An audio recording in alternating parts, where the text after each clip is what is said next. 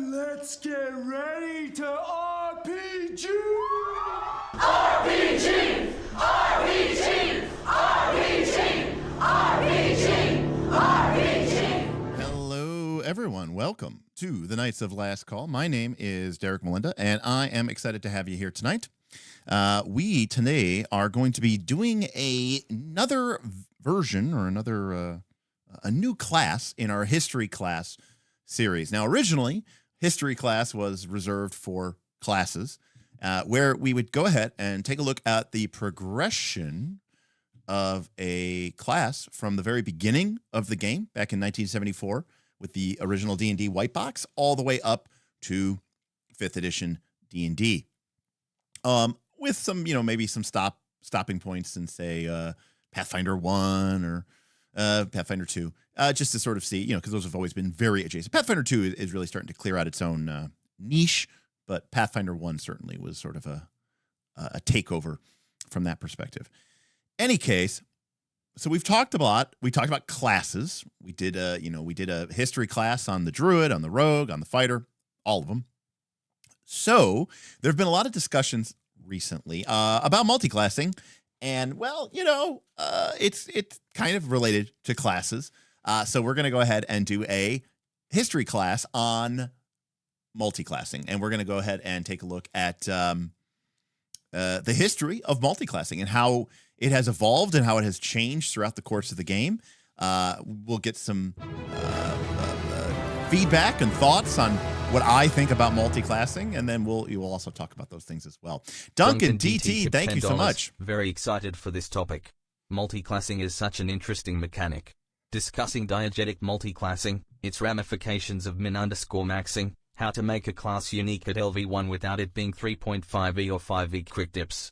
Don't forget to use Twitch Prime. Well, Duncan, look at that. Covering all the topics. I don't even need to give I don't even need to do the stream, Duncan. Thank you so much. Yeah, so we're going to get into the problems with it, why it's strong, why it's weak, a lot of the problems and all that other stuff as well. DR Waits tipped $5. Multi-class? What about multi-system? GURPS 4e revised announced by Steve Jackson. I did see that, which was surprising to me because I wasn't aware that anyone was still playing GURPS. Thank you, Forsyth, for the 6-month resub over on Twitch. We do have a 20 Twitch subscriber goal for the week. We also have a tip goal. If we can raise $100 in tips this stream, we'll do another history class, this time on the history of death, dying, and damage in your D&D game. We also have a super chat goal of $30. If we get that, we'll keep this video and the follow-up VOD adless. So that way people who are watching later on won't have to sit there through mid-stream ads. And I think YouTube forces you to watch the initial ad, but at the very least, I will turn off ads for that video as I can. So, and to make it very clear, $30 in super chats is far more money than I would ever make from this video ever. So, if I'm lucky, I make $15, $20 off of a video. So, Apex, thank you for the super chat. Can we get a quick recap of what a class even is and what it's for? Yeah, sure. A class is a job, basically, is what it comes down to. A class serves two very important roles in a tabletop role-playing game. One, well, maybe I would even maybe say three. One is a in-fiction representation of what your character's job is. For better or for worse, most people, most individuals in fiction, but also in real life, typically have a set of skills or abilities which are defined by their job. And, if you're a carpenter, you have a certain set of skills. If you're a programmer, you have a certain set of skills. And so classes in a diegetic way are a way of describing what your character does. And it can be very, very helpful and useful in the fiction to understand that. Thank you, Avicent, for the 2-month resub. Appreciate you. So, they serve a very strong fictional role in sort of defining what you have there. Secondly, they are a useful game mechanic because they allow you to package game mechanics and mechanical systems in a very easy to understand, easy to access way. Spoiler alert, we'll get into this. It's a lot easier to balance your abilities and class features if you can, or it's a lot, let me rephrase it. It's a lot easier to balance your game's mechanics and feature sets if you can constrain them to one bucket. And there's a reason why when we get to 3rd edition D&D and we see the introduction of what I will call very fluidic multiclassing, but also the introduction of feats where you start to see basically the beginning of what we will call systemic overpowered characters, where you are able to build a character that is far stronger than the game was ever designed around or intended. So it provides a very, very nice way to balance your game because number one, you can never, the number of branching paths that occur as you introduce things like multiclassing and feats becomes so great that no one can really ever properly play test it. But the fact of the matter is you might give somebody you might give a class a certain feature and it's very fair and it's very balanced. But then when you combine it with a different class's features, suddenly it becomes very problematic. So from a balancing standpoint, it becomes very easy because you shrink the universe of what your potential play space is. And the third reason of what a class is and what it's for is niche protection. If you go with a classless system, if you go with a very liberal multi-class system, which I would argue 5th edition D&D is, there is no niche protection. There's no set of skills or abilities that you carve out and say, this is what I'm bringing to the A team. Everybody kind of becomes a very muddied, shades of gray. Everybody's got, levels in, warlock or paladin or whatever, or ranger, because it's really powerful or it's very easy to do. So it really muddies the water over what your role is in the game space of being on the party's team. If we think about it as like a team sport, you know what your job is, you know what you need to do. And yeah, so that is what a class is. There are obviously some games that are classless. There are some games that lean heavier into classes more than others. And for the start of it, yeah, that's the case. Now, Sebastian, Mr. Squid, your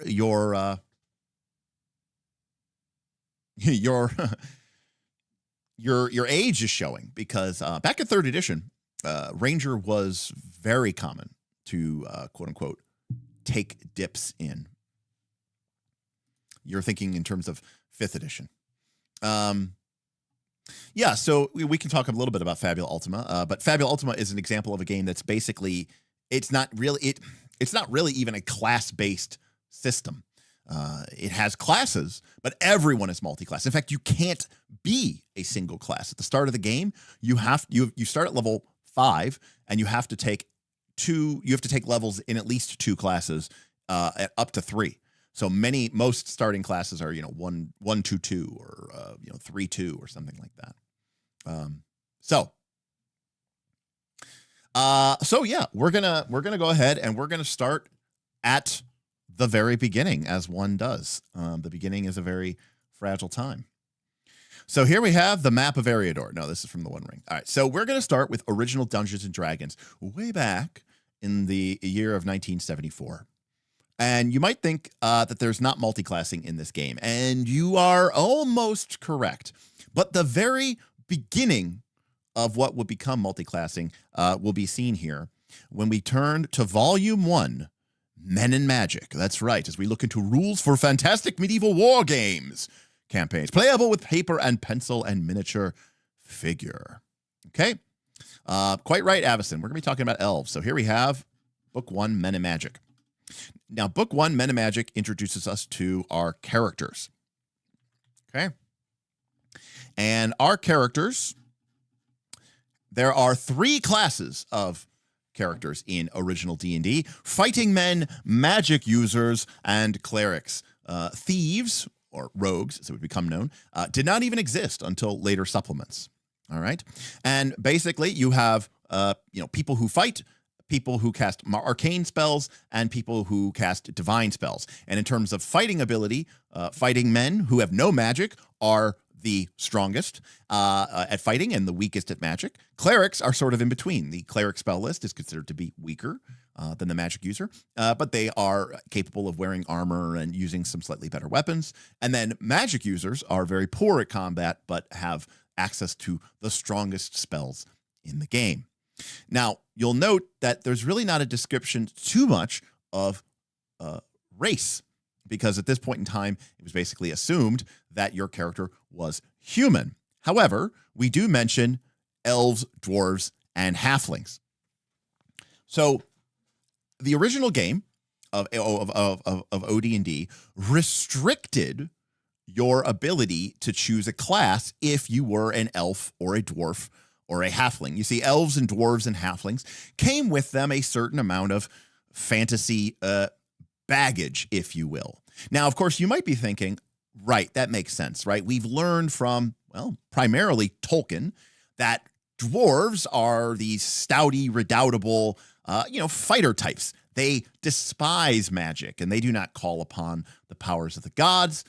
Ergo, dwarves are fighting men. They are fighters. Now, you might say, why are halflings fighting men? Well, that's a great question. It's because the thief didn't exist yet. And so while we will see that the halfling does get certain racial bonuses in original D&D, they are basically not magic users either. Elves, however, are the wild card. You see, elves, from Tolkien's literature, but also from our own literature of fae and fae-like creatures, are not only considered to be expert martial artists, but they are also magical beings. And so we can see here that fighting men includes the characters of elves, dwarves, and even halflings. Magic users include only men and elves. Clerics are limited to men only. And so fighting men are basically fighters. Magic users are wizards or mages, and clerics are, well, clerics.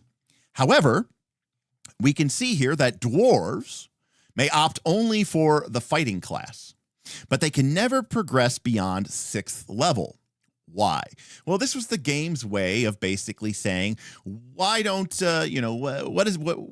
why don't humans, why don't the elder races just are just always better? Well, the answer is because the dwarves, by the way, they got a bonus to saving throws. They're the only ones capable of using +3 magic warhammers. Wow. They can note underground shifting passages. So as a restriction for that, they could only get to 6th level. So if you knew your campaign was never going to go beyond 6th level, well, then you should definitely be a dwarf. But other than that, there was no downside. But they were a fighter. Halflings were fighters as well. However, they also have magic resistance, and they are deadly accurate with missiles. Okay, nothing much here. And finally, we get to elves. So elves in the original D&D are basically a multi-class character because they can begin as either fighting men or magic users and freely switch class whenever they choose, from adventure to adventure, but not during the course of a single game. Thus, they gain the benefits of both classes and may use both weaponry and spells. They may use magic armor and still act as a magic user. However, they may not progress beyond 4th level of fighting man nor 8th level of magic user. So, to be clear, an elf basically was not a gish. They could not be a magic user and a fighter at the same time. But what they could do is, as you start out to go on an adventure, choose to either be in fighter mode or magic missile mode. Or magic user mode, which is obviously a little strange and a little weird, but we do see some of this slight little bit of overlap, which is that even in this time, in this age, and this kind of progresses, I think, even to modern day D&D, right? Magic users can't use armor. Magic users, mages, wizards can't wear armor without it messing them up, But here we can see that the elf can wear magic armor and still be a magic user. So an elf could be wearing magical chainmail, say, and still be able to cast spells and be a magic user. So already a little bit of an advantage. And of course, we can see here that they are limited to progressing to no more than 4th level nor 8th level as a magic user. So probably at a certain point, you're probably not going to pick too many. Now, is this basically choose at the start of the session? Yes, sort of. Adventure in the original D&D context. And this would carry over into basic, which we'll get to here in a little bit, the basic editions of the late 70s and early 80s.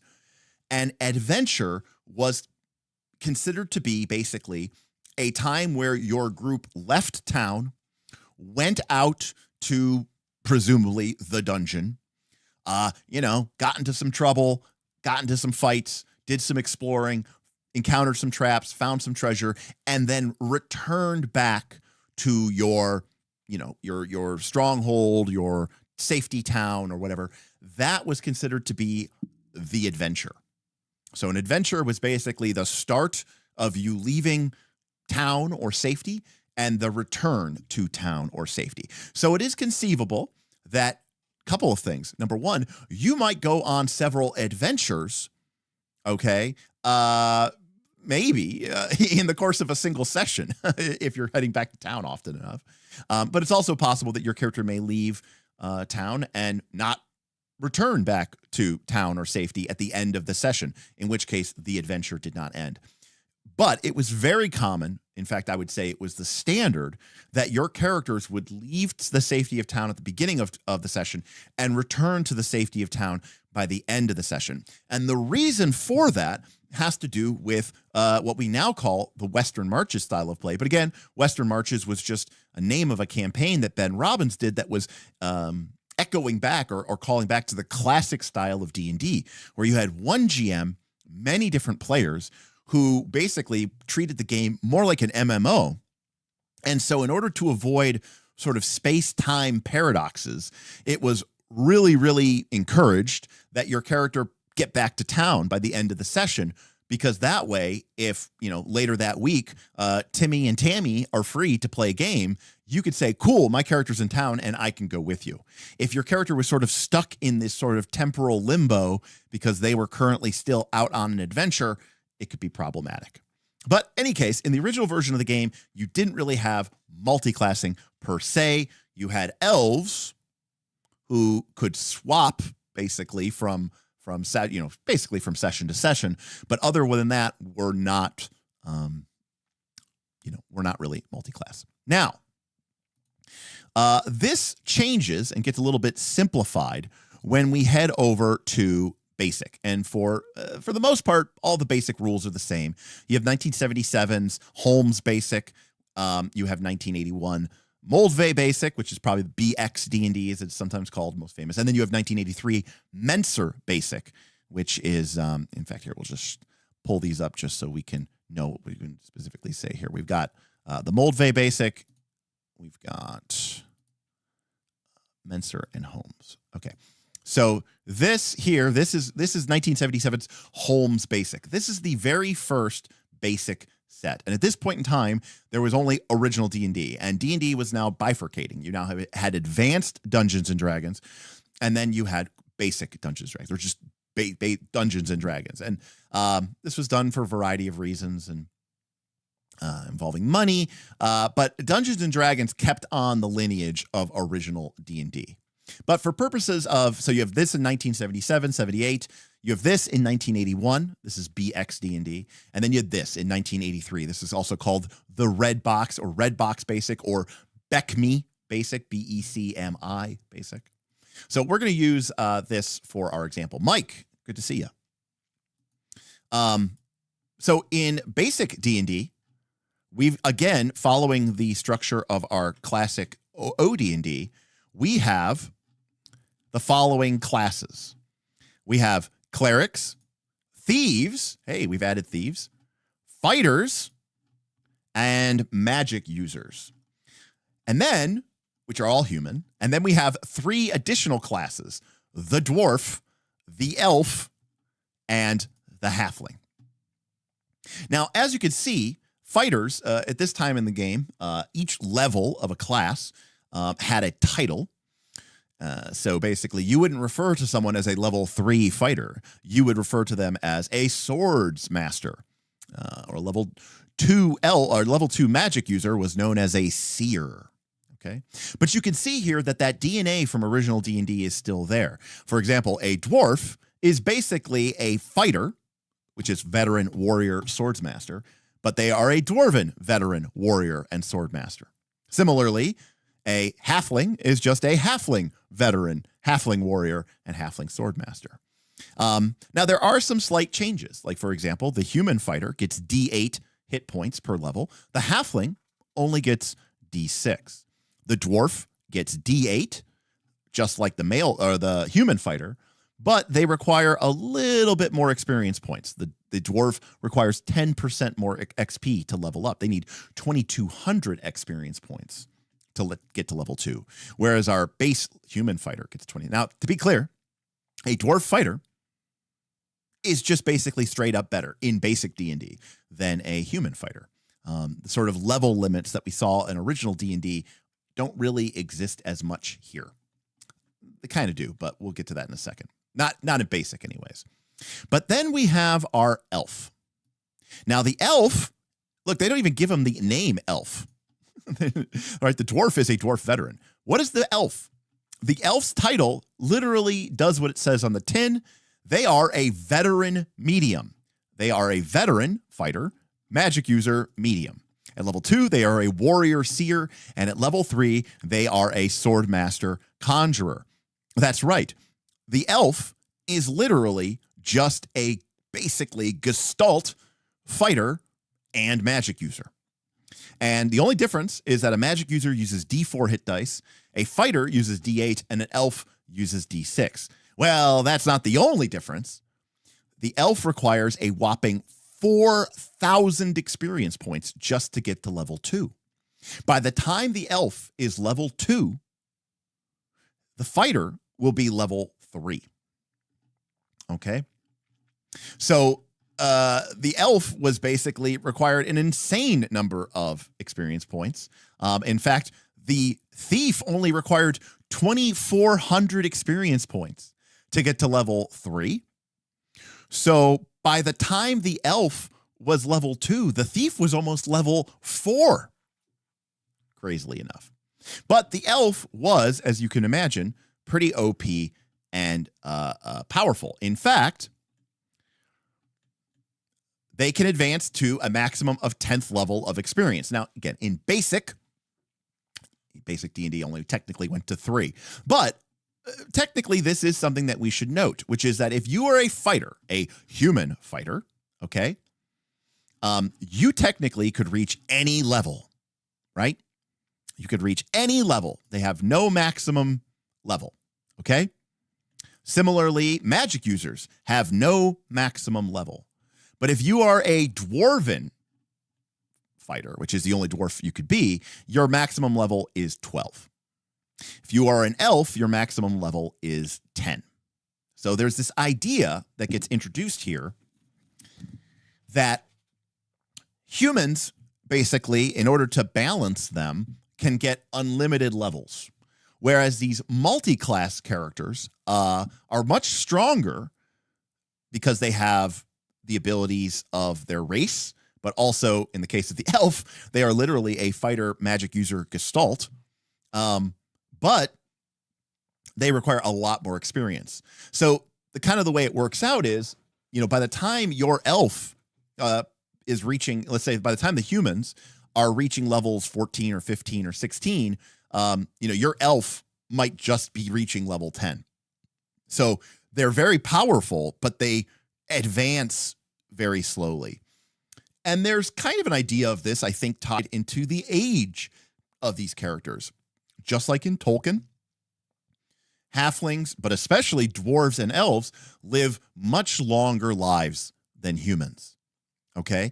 And so this idea comes about that, like, it's almost like humans are in a rush. Elves aren't in as much of a rush. And so they have this maximum level limit that sort of, and these really high XP counts that sort of represent that the fact that they aren't as motivated to succeed and to drive themselves towards power as humans are. So we can see here for the elf in basic D&D that they have the advantages of both fighter and magic user. They may use shields and can wear any type of armor and may fight with any type of weapon, and they can also cast spells like a magic user. Now, to be clear, if this isn't already clear, this means that an elf can cast spells in full plate. The whole magic users can't wear full plate thing back then was decided by your proficiencies, and magic users just weren't proficient in armor, which meant they just couldn't wear it, period. In addition to this, elves had infravision, they found secret doors more often, and they could not be paralyzed by the attacks of ghouls. So they were basically god characters because they could cast spells in armor and they could fight like a fighter. The only downside was fighters had D8 hit dice, they had D6, but the elves did require a lot of experience points to level up. So this is basically, at this point, multiclassing meant you are a elf. Kind of sort of a dwarf, right? Like dwarves get, dwarves are kind of fighters, but they're also this, they can kind of like find sloping passages and do some dwarvy shit. And halflings are fighters, right? But they get better saving throws. They're small and they're nimble and they can dodge and they kind of have some thiefy rogue abilities, right? Like outdoors, they're hard to spot. You only have a 10% chance of finding a halfling if they're hiding outdoors. Even in dungeons, there is only a 1/3 chance that a halfling will not be seen in normal light if they have some kind of covers. Okay? So again, there's this idea that halflings are, from their race, kind of thiefy, right? They're kind of roguey. They get this hiding ability. They get this dodging ability. They're a little bit better with their attacks. Dwarves are kind of fightery. They've got good hit dice, and they get these bonuses to attack certain, goblins and kobolds. And elves are kind of wizardy, right? So ironically, none of the races are clericy. In fact, clericy is almost kind of the human's thing, So you get this idea in basic D&D that elves are kind of all wizards. Halflings are kind of, I should say everybody's a fighter, but halflings are kind of thiefy. Dwarves are kind of like doubling down on fighter, and elves are wizards. Okay. So that brings us to the first copy or first version of Advanced Dungeons and Dragons. Okay. This is the Orange Spine Edition. Now, in our Orange Spine Edition, we have, for the first time in Advanced Dungeons and Dragons, a separation between character races, okay, and character classes. Now you can mix and match. But to be clear, you could not mix and match anything, okay? There were still limitations. For example, you can see that dwarves, right, could not be clerics or druids or paladins or rangers or magic users or illusionists or monks. Dwarves were limited to fighters, thieves, and assassins. Elves could not be a cleric or a druid. They could be a fighter. They could be a magic user. They could be a thief. They could be an assassin. But again, nothing else. Gnomes and stuff like that, etc., etc. Halflings could be a fighter, could be a thief, literally nothing else. So we see that sort of representation. Every class can be a fighter. Fighter was like the generic class. Okay. So again, in AD&D first edition, no dwarven clerics, but elves can be wizards, dwarves can be thieves, halflings can be thieves, and humans can be anything. In addition, we see that there are level limits associated with these. There's level limits associated with these classes. Humans can be unlimited levels in all classes. Contrary to popular belief, AD&D First Edition technically did not go to 20th level. It went to infinite level, technically. We can see that all races, for some odd reason, can go unlimited levels in Thief. No one's really quite sure why that is, to my knowledge. But the classes, though, are limited. Now, you can see that an elf is limited to level 11 in Magic User because that's kind of their forte. But there's still this idea that elves are very powerful. Humans are very powerful. Now, that disparity that we were talking about before, about elves being way better. Remember, this is long before feats got added to the game. Humans had no bonuses, okay? They had nothing. They got absolutely no bonus. You know what bonus humans got? You're looking at it right here. They could get to unlimited level. That's it. So it was absolutely better for you to be an elf or a dwarf or a halfling. Now, because they got infravision and they got halflings could be sneaking and all this other stuff, okay? But interestingly, in basic D&D, okay, or in original D&D, character level limits, or these powerful racial characters were tied to your class progression, right? Elf was a class in basic. Remember, the elf required 4,000 experience points to level up. Well, now in AD&D, fighters require 2,000 experience points to level 2. It doesn't matter if you're a human or an elf, okay? You need 2,000 experience points to get to level 2. So this meant that for all purposes, an elf was basically stronger than a human. But what we lose here, because we're now separating class and race, is not all elves are wizards or magic users, right? Not all halflings are thieves. And so we get the first introduction of multiclassing rules. Okay?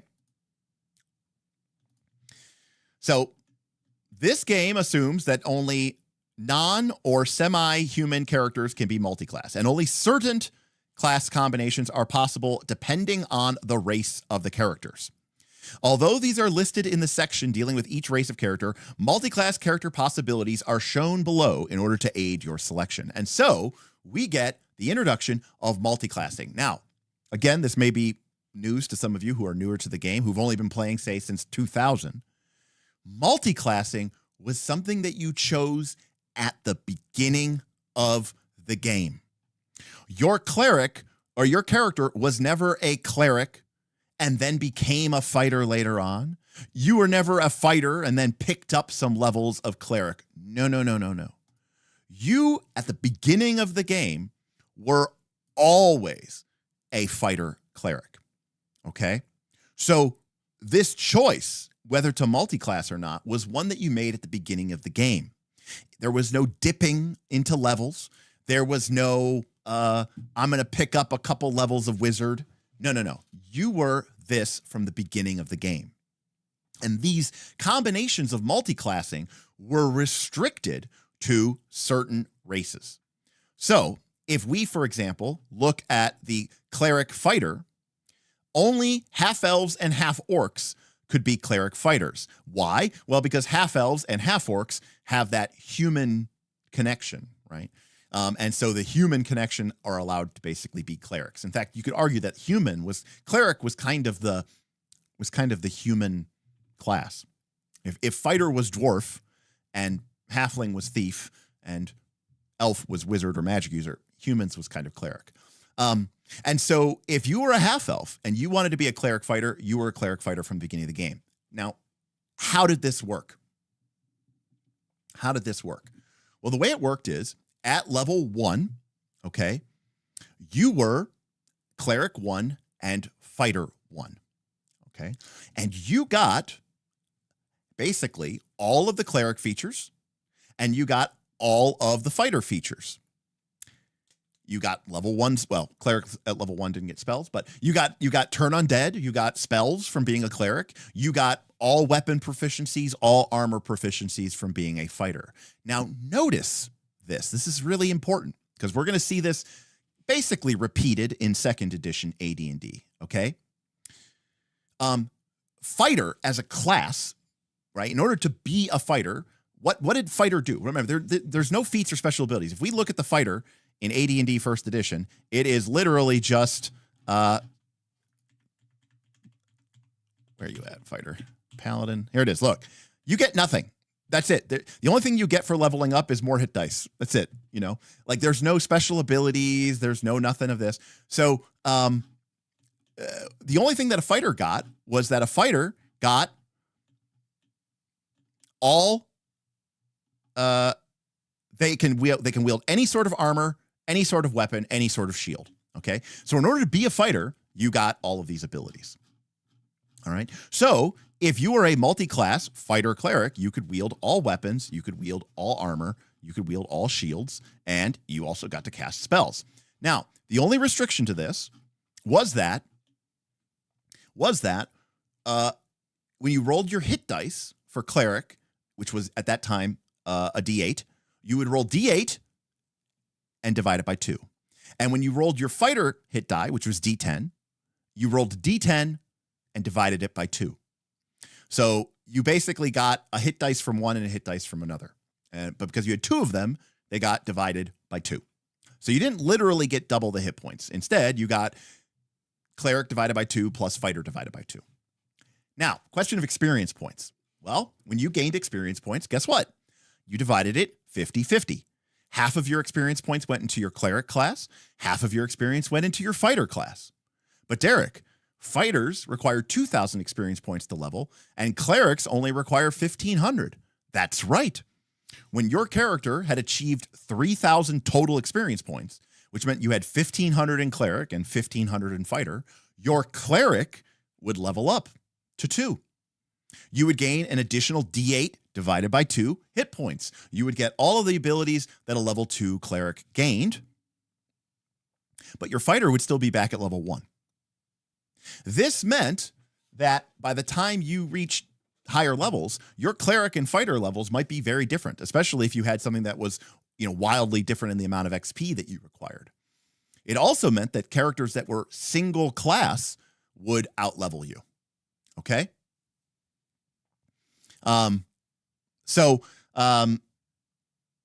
Now it's not as bad as it sounds, because the amount of XP that you needed to gain to level up doubled every level. But nonetheless, it was, so for example, let's take a look here at the fighter. There we go. So you can see here, it basically doubles, and then it kind of doubles, and then it kind of becomes a little bit, not doubling, but it becomes more linear. Anyways. Oh, that's a ranger. Sorry. Okay. Here we go. Fighter. Okay. So you could see that if your character had, let's say, 10,000 experience points and you were a fighter, you would be a level 4 fighter. But your buddy, who was a fighter cleric, would have 5, let's say you guys each gained 10,000 experience points. You're a level 4 character. Their character would have 5,000 experience points in their fighter and 5,000 experience points in their cleric. Well, 5,000 experience points in fighter would make them a level 3 fighter, and 5,000 experience points in cleric would make them a level 3 cleric. Almost level 4, because you need 6,001. So you're a level 4 fighter. They're a level 3 fighter / level 3 cleric, which isn't so bad. Like multiclassing characters were very powerful, but they were restricted. And the downside is that these classes had level limits. Just like we saw before in original D&D, okay? Your character could only reach a certain level with a certain class. Where is it? We saw it before. There we go. So if your character was a half-elf, okay, we just saw that half-elf could be a cleric and a fighter. Well, as a half-elf, you were limited to level 8 in fighter, and your cleric level was capped to level 5. So this meant eventually your character would reach level 8 fighter, level 5 cleric, and you were done leveling. Now there's a little footnote here, because if your strength was less than 17, you could only get to level 6. And if your strength was 17, you could get to level 7. Only a character with a strength of 18 or higher could be a level 8 half-elf fighter. Now, what did this mean? Well, a couple of things. Number one, it meant that most campaigns, okay, let me put it this way, it was broken. And the reason why it was broken is because, number one, most campaigns didn't reach even these high of levels for this to ever matter. You see, in a theoretical world, your human character would be like level 14, and that, your half-elf cleric fighter buddy would be stuck at level 8/5. The truth of the matter is, though, most of these campaigns didn't get that far. So instead, your buddy who was playing a half-elf cleric fighter got to be a fighter and a half-elf, and they got all the benefits of being a half-elf or being an elf, okay? And you never reached the limit, and so it didn't matter. So that was problem number one. Problem number two is that it was very common, especially by the time we reached the 90s, that a lot of people thought level limits were stupid. And I knew a ton of DMs in the 90s when I started playing D&D. By then, 2nd edition AD&D was the game, who completely ignored these level limits, okay? And because they completely ignored these level limits, these multi-classed elves and dwarves and half-elves were completely broken because there was nothing holding them back. They were just stronger and better. They might be one level behind a human, but they had all the racial benefits. They had all the abilities of being a fighter and a magic user, or a fighter and a thief, or a magic user and a thief. And the only thing that was in theory holding them back was these level limits, and a lot of people ignored them. So unfortunately, this meant that while I think this was a cooler idea, because this kind of ties into this idea that, all elves are kind of magic usery and wizardy. Okay. So for example, we can see that a fighter magic user, obviously this combination allows excellent armor protection, the use of weaponry and spells. Hit points are good on average. Elves and half elves can be fighter magic users, right? So as an elf, you could choose to be a fighter magic user. And that was really, really powerful because elves were kind of magic users, okay? Now, basically everybody could be a fighter thief. You got the strength of being a fighter, all the armor, all the weapons, all the combat capabilities. And you also got the thieving abilities of a thief and the backstab ability. And dwarves, elves, gnomes, half-elves, halflings all could be fighter thieves. So they were very strong. And the thing that limited them was this idea of progression, okay? Forsyth says, can't confirm. My first character was an AD&D second edition halfling cleric thief, and I had no level limits, right? Even though, as we will see when we pull out AD&D second edition, the level limits still did exist. Is there any diegetic reason for level limits? No, there is not, Kendall Carlson. As I said, some people were very apologetic about it, and they used things like this idea that the demi-human races, the halflings, the dwarves, they weren't as driven as the humans. Because of the humans' short life, they were driven to accomplish as much as they could, whereas elves and halflings and dwarves, once they reached a certain level of adventuring, they would return to their woods, or they would return to their hobbit holes, or they would return to their mountain holdfasts and sort of, take up the mantle of their people. Whereas humans were sort of here for a good time, not for a long time. But the game never really gave any reasons for that.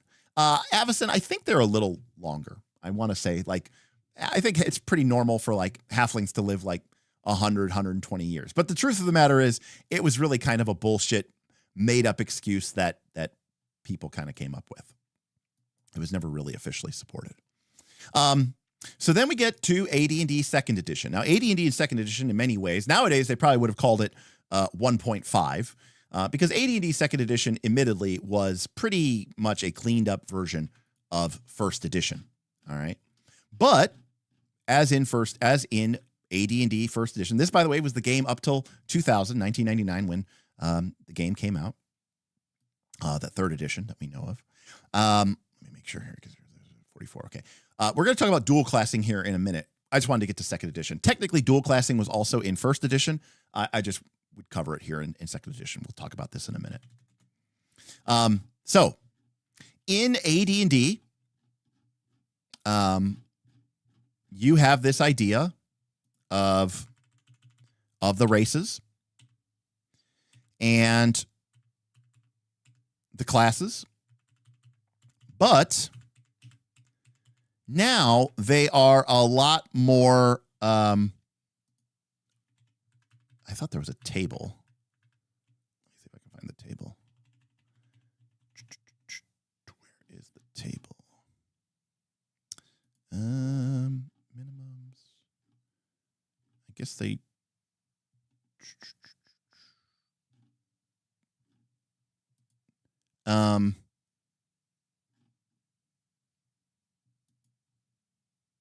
I can hear with the One Ring, they can get even that high. Yes, it's true.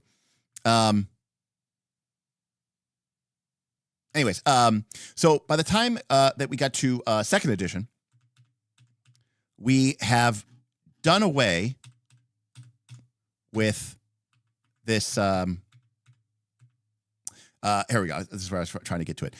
So by the time we get to the second edition, they've started to loosen up which races can be which classes. And in fact, one of the things that you will see here is that, for example, remember, in AD&D first edition, only humans or half-elves could be a cleric.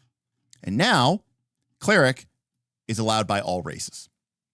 So one of the things that they did with AD&D 2nd edition is really relax which classes could be anything. In fact, pretty much everybody could be a fighter, everybody could be a thief, everybody can be a rogue. Now, fighter, thief, or cleric. Druids can still only be humans and half-elves. So there are still some restrictions here, okay? If we look at a magic user, aka a wizard. Oops, must have missed it.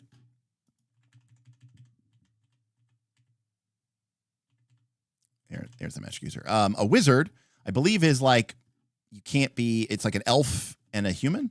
Yeah, okay. So a mage is human, elf, or half-elf, all right? So there's still some restrictions, okay? Humans can still basically be every class. But what we do see in the multiclassing rules of 2nd edition is that now you have a lot more combinations. Now, again, this is chosen when you start your character. So dwarves in 1st edition could be a fighter, a thief, or a fighter-thief. In 2nd edition, dwarves can be a fighter, a thief, a cleric, but they could also be a fighter-thief and a fighter-cleric. So now you can see a number of different, and so in a way, these were kind of their own classes. Because again, you chose this at level 1. And that was going to be your classes for the rest of your character's career. And you can see, by the way, that elves and half-elves even have the vaunted triple multiclass. The fighter mage thief, the fighter mage cleric, and the half-elf can also be the fighter mage thief, okay? Now, someone was asking about dwarf and cleric. Well, in 2nd edition, dwarves finally can become clerics, and that's where we get the introduction of the dwarf cleric for the first time. So 1989, as it counts out. Now, this worked the same way as in AD&D 1st edition. You got your experience. It got divided amongst the 2 or 3 classes. And when you gained a new level in that class, you gained the abilities that you got from that class. Now, again, remember, this is a decision that you make at the beginning of the game. So, as I said before, in AD&D, fighter gave you proficiency with all weapons, all armor, all shields. But there was no dipping into fighter to get those. If you chose to be a, let's say, fighter cleric, you are going to be a fighter cleric for the rest of your character's career. And, you know, the fighter is going to level up a little bit slower than the cleric because the fighter requires more experience. You know, they were always going to be pretty close to one another, right? Like you might be fighter 5, cleric 6, you know? So there was no dipping, okay? You couldn't dip fighter, okay? That would be ridiculous because being a fighter gave you, in order to be a fighter, right? You had to get proficiency with all weapons and proficiency with all armor and proficiency with all shields, right? It would be very broken if just picking up a level in fighter gave you all of those things. That wouldn't even make sense, right? Obviously, that would be completely problematic and broken. So somebody asked about the rounding up. I don't know if they actually say this here. Round fractions down. Well, that's with your hit points. I don't know. I imagine you would just, most DMs would probably just round you up the 1 extra experience point that you need, I suppose. But anyways, so a multi-class character was obviously very, very strong. But something that is notable in 2nd edition is that they got rid of arbitrary level limits. Okay? Now, this was an optional rule. Okay? If I go and look at AD&D 2nd edition Dungeon Master's Guide.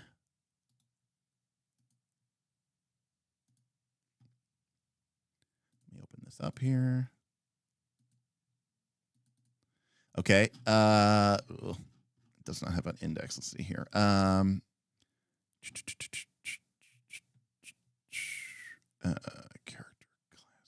classes. Yeah, I don't know where it is in the Dungeon Master's Guide, but here we go. Page 15. Okay. So this is a level limits that were still in the game, but for the first time in second edition, okay, they gave us this optional rule for exceeding level limits. Now note, this is in the Dungeon Master Guide, not in the player's handbook. So technically, when you're choosing your character in second edition, you don't even actually know what your level limit is.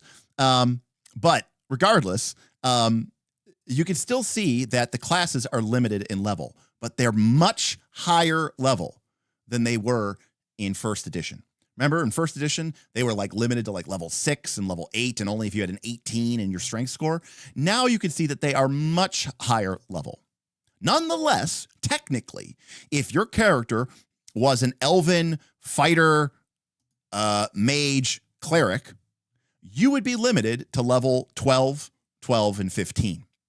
Which means in some theoretical world where your game went on for 8 years, and the humans reached unlimited level,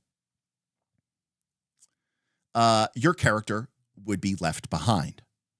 But they gave us a little bit, that you could see that they were relaxing that rule in second edition. Now, this applies obviously to multiclassing. Again, this was sort of a reason and encouragement to multiclass, but they did give us this blue bar. Anything in blue bar, blue sidebars in AD&D second edition was an optional rule. And this was the idea that if your ability score was high enough in what was called the prime requisite. Prime requisite was the most important ability score, right? So for mages, it was your intelligence. For clerics, it was your wisdom. If your intelligence score or your wisdom score or your strength score or whatever was high enough, you could gain additional levels. So if your elf had a 19 intelligence, they could get to level 19 mage. Okay? Yes, bards were optional, druids were optional, and illusionists were optional, technically. And again, a lot of people basically use this rule, but kind of ignored this rule anyways. But to be fair, when I say they ignored this rule, I meant they just didn't even use level limits. But to be fair, no one ever got this high level. Not really. I mean, they did, I'm sure, but it almost never came up. And by the time you got there, nobody was going to tell the elf character they couldn't keep leveling anymore. But in some weird world where they did, you're like, well, why would I be a single cleric when I could be a cleric, fighter, mage? And if you're going to stop me from leveling, at least that way I'll be 3 characters at once. Now, this brings us to something that sort of, kind of, maybe, kind of resembles what we would see eventually in multiclassing in third edition, which is the multiclassing that most people are familiar of from fifth edition. Sort of. We've been talking about the demi-humans. We've been talking about elves. We've been talking about halflings. We've been talking about all this multi-class nonsense where a character could become several different classes. But they do this at the beginning of the game. Your character as a half-elf, you were always a fighter, mage, cleric, right? Like, from the outset, your character might have been like a warrior of Bokob, right? Which was the Greyhawk god of magic. Or maybe if we were playing Forgotten Realms, right? You were an elven home defender, one of the elite spell guard, right? Who worships Corlin Lyrithian. Or maybe, you're a finder, you're a half elf who was raised in the tradition of Mistra. And, you defend her faith and her magic with a blade, right? So you were a fighter mage cleric from the beginning of the game. And in some ways, this was like its own class, right? Because only the half-elf and only the half-elf could be the fighter mage cleric. But what about humans? Was there no way for a human to say, be a fighter and a thief? There was. There was rules. This also was in first edition, the AD&D, but it was in second edition as well, called dual classing. Okay? Dual classing was only available to humans and was extremely weird and difficult. What's up, John? Okay. For starters, only humans can dual class. So only humans. Number 2, you have to have really high ability scores in both the class that you are and the class that you want to be. So you either had to have rolled God tier stats, or you had to have gotten magical enhancement through magical items or through wish spells and the like. Okay? Now, you start off your career, let's say, as a fighter, and you gain as many levels in fighter as you want to. Could be 3 levels, could be 5 levels, could be 6 levels, could be 20 levels. At some point, you do have to get to at least 2nd level. At some point, you can change. Once you reach 2nd level in that class, as a human, if your ability scores are high enough, you can start over in the new class that you're choosing. Okay?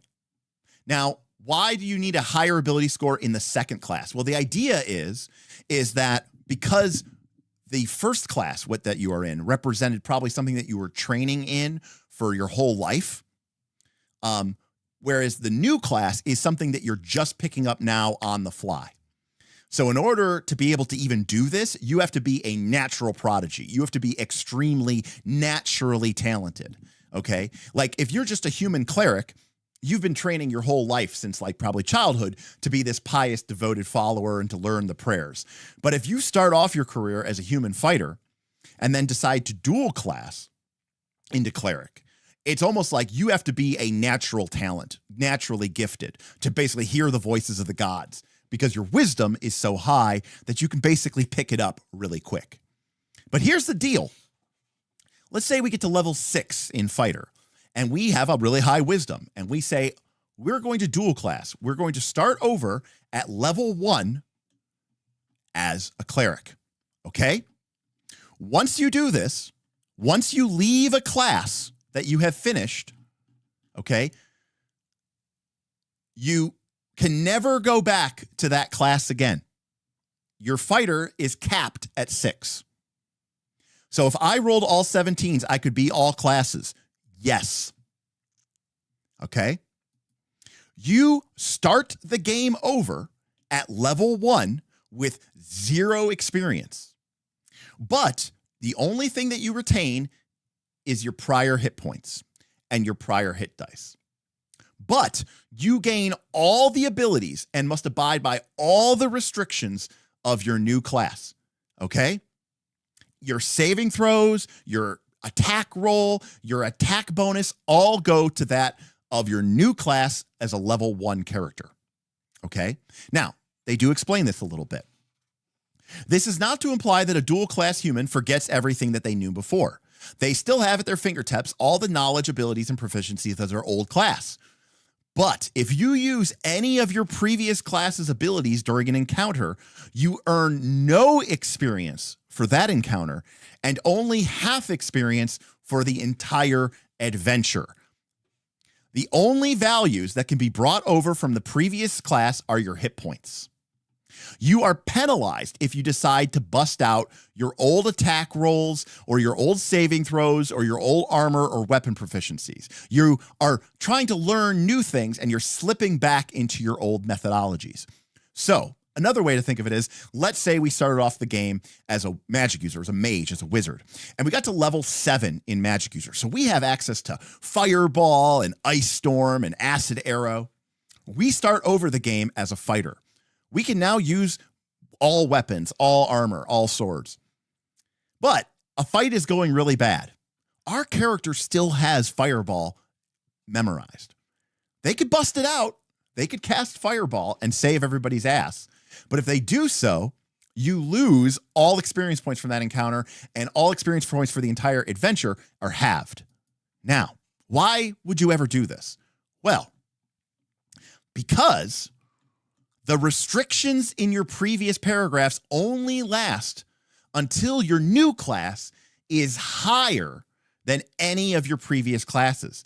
At that point, you lose all those restrictions and can now use all of your abilities freely. So, our level 7 magic user starts over as a level 1 fighter. They cannot use their magic user abilities until they get to level 8 in fighter. Now, once they get to level 8 in fighter, they are now a level 7 magic user. They can use fireball, haste, ice storm, magic missile, you name it, and they're a fighter. And they can use all their weapons, and they can use all their armor, and they can use all their fighter abilities. And they will start to gain new hit dice of D10. So they'll gain D10 at level 8. They'll gain D10 at level 9. Now, to Avison's question earlier. So we get to level 8 as a fighter. So now we're a level 7 magic user, level 8 fighter. And you know what? I've got a level 17 in wisdom. I'm going to restart as a cleric. So now I'm a level 1 cleric. But I have this backup of level 7 magic user, level 8 fighter. But I can't touch those without risking my experience points. But if I stick it out and I eventually get my cleric up to level 9, now my current class is higher level than any of my previous classes. I unlock all of those abilities at all times. So now I'm a level 9 cleric who has the attack bonus and weapon and armor proficiencies of a level 8 fighter and all the spells of a level 7 magic user or mage. Okay? So what happens if I charm an army of ogres before dual classing to fighter? That's between you, your GM, and God. I don't know. Technically, you are sort of relying on your old abilities, so maybe you don't get the experience points. But maybe the GM argues you didn't cast any spells. So this form of dual classing is kind of a precursor to what would happen in 3rd edition. Now, to be clear, I played AD&D 2nd edition from 1990 to 1999. Nobody that I played with for 9 years ever dual classed even once. So to be clear, this was a really, really, really strange behavior.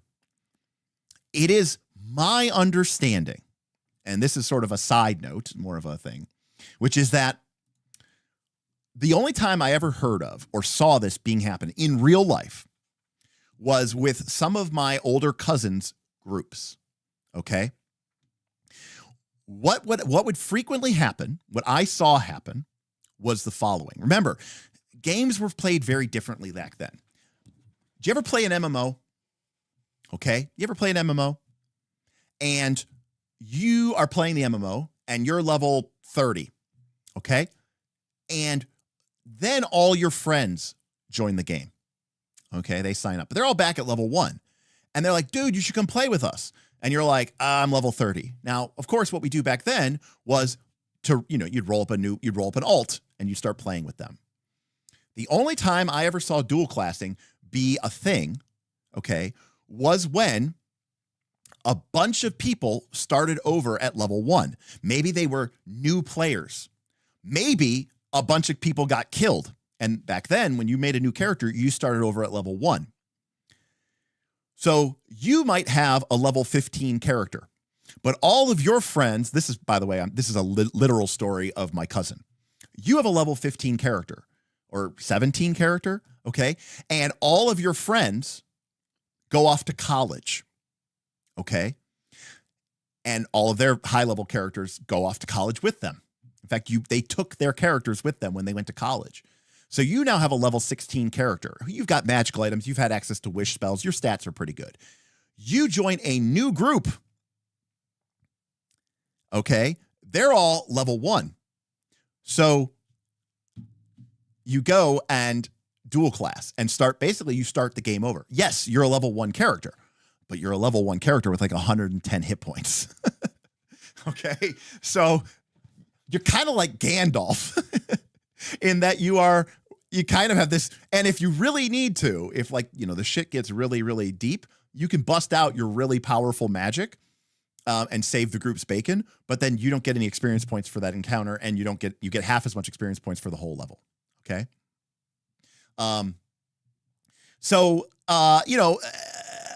what was the intention here? I'm not really quite sure, to be honest with you. I'm simply saying that the ways I saw it, happen.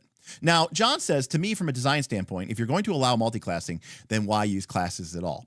The answer is, I think, because of Tolkien.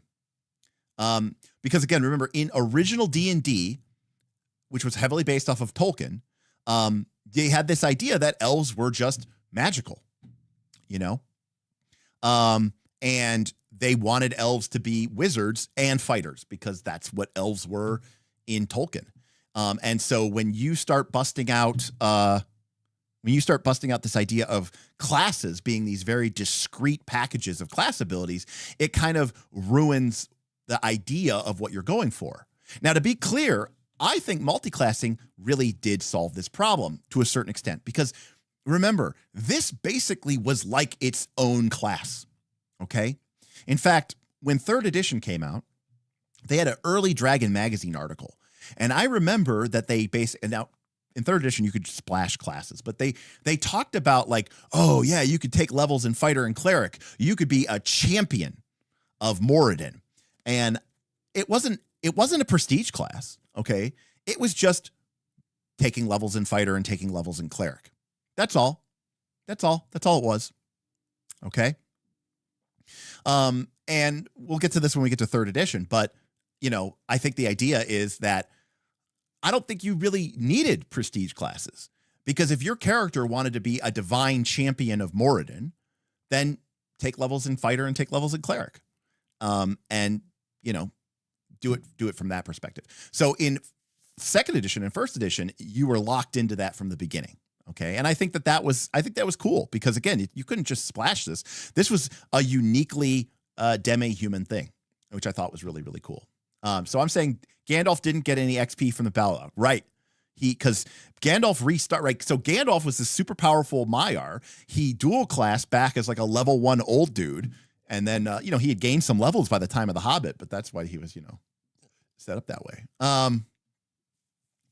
So that was multiclassing. Okay. And it was, cool, but problematic. Now, one of the big problems is that people really liked multiclassing, but people really liked being human. And humans couldn't multiclass, and dual classing was weird and tough to do, and it was hard to do. And so along comes 3rd edition. This is 3rd edition's Forgotten Realms. Along comes 3rd edition. Do I have 3rd edition here? Oh, I guess I don't. Hold on a sec. I got to go get 3rd edition. I thought it was in this folder. 3rd edition.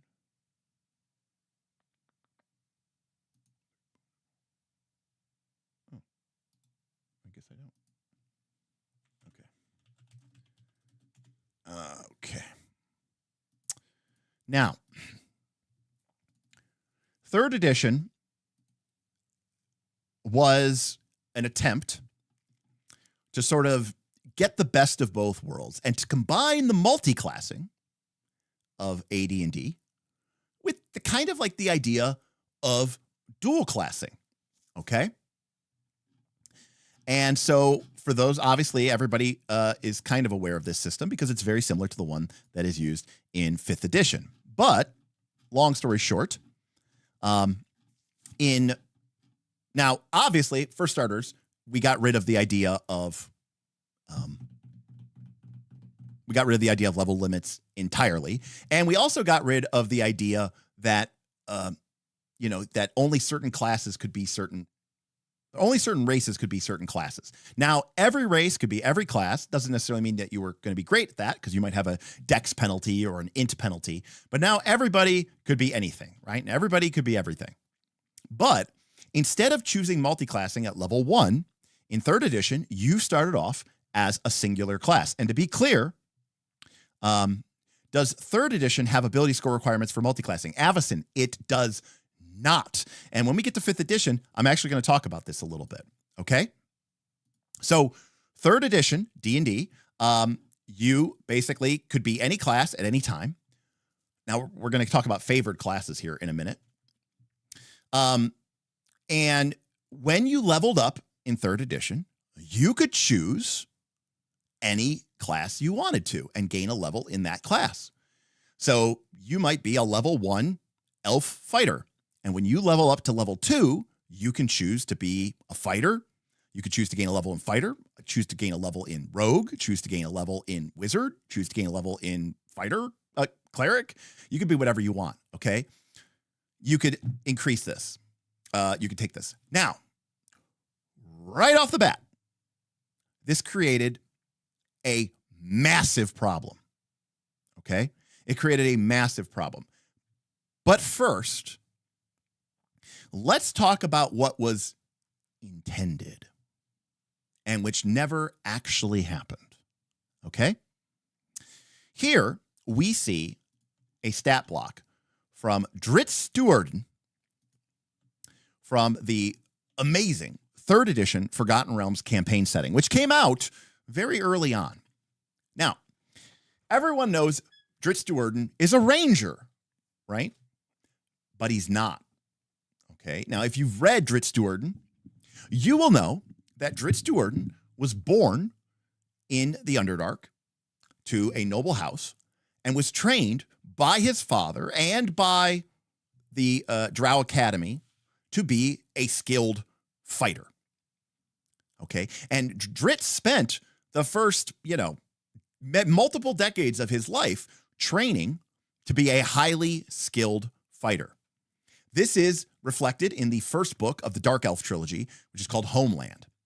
At the end of Homeland, Dritz leaves his city behind and goes and lives in the Underdark. And he lives there for a long number of years, not like 80 years, but he lives there for years, almost as a savage primitive. And he talks about this sort of primal aspect of his character that he calls the Hunter. This is book 2 of the book called Exile, or this is book 2 of the Dark Elf trilogy called Exile.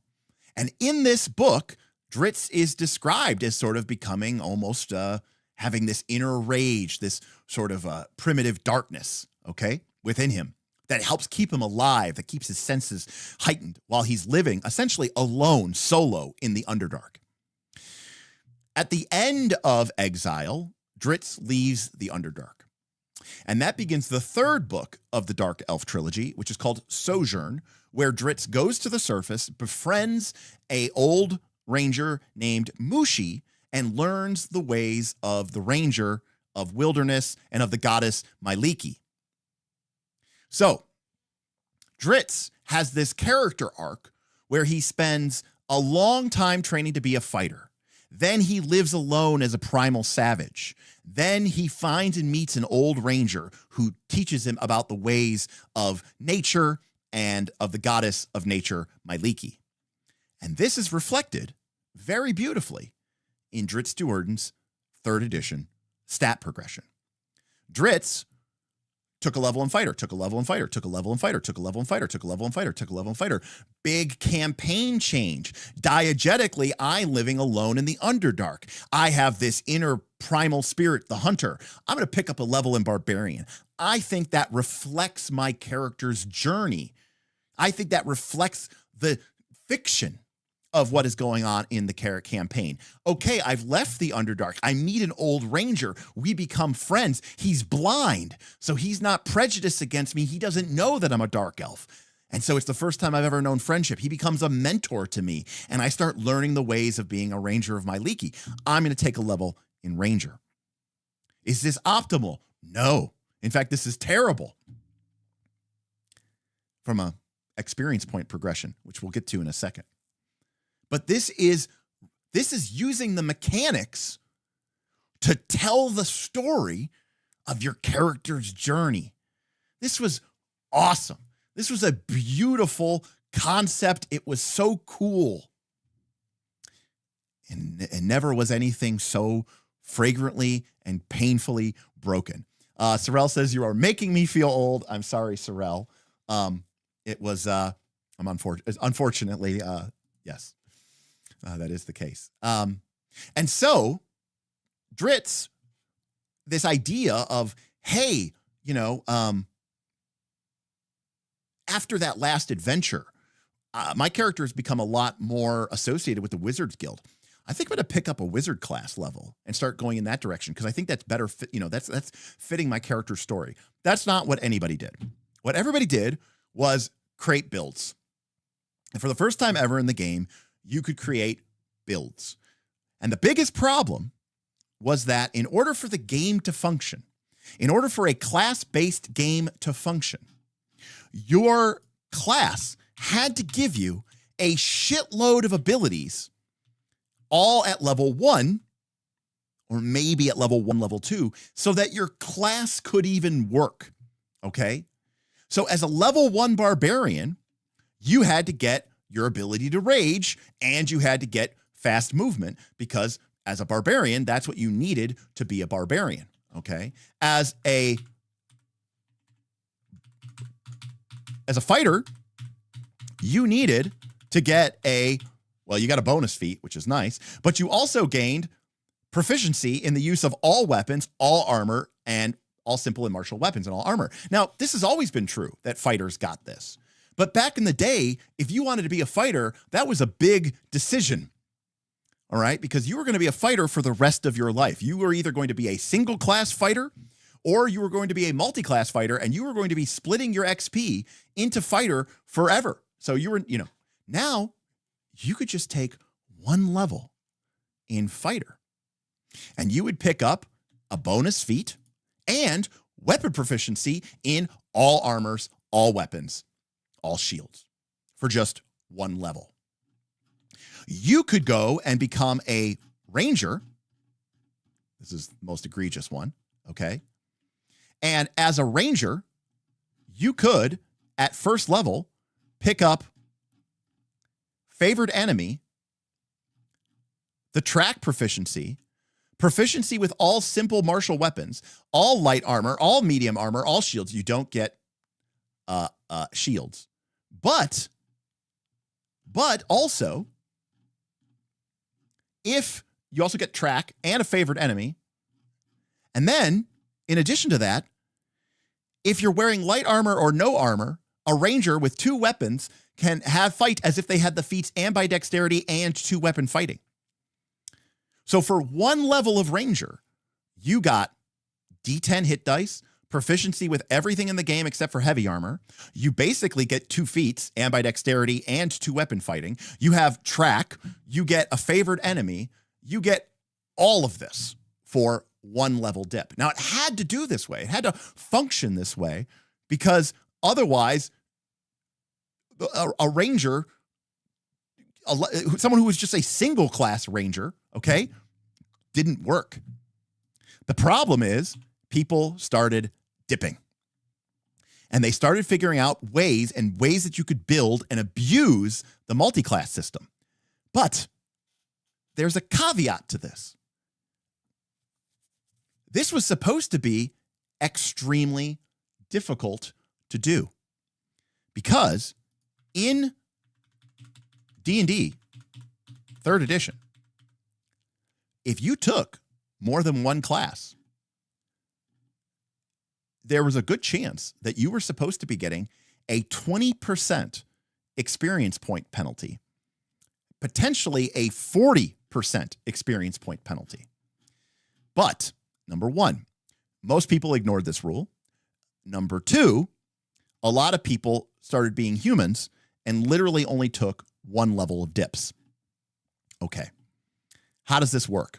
Well, the problem is when in 3rd edition, if you have 2 or more classes and they were more than one level apart, you got a 20% experience point penalty.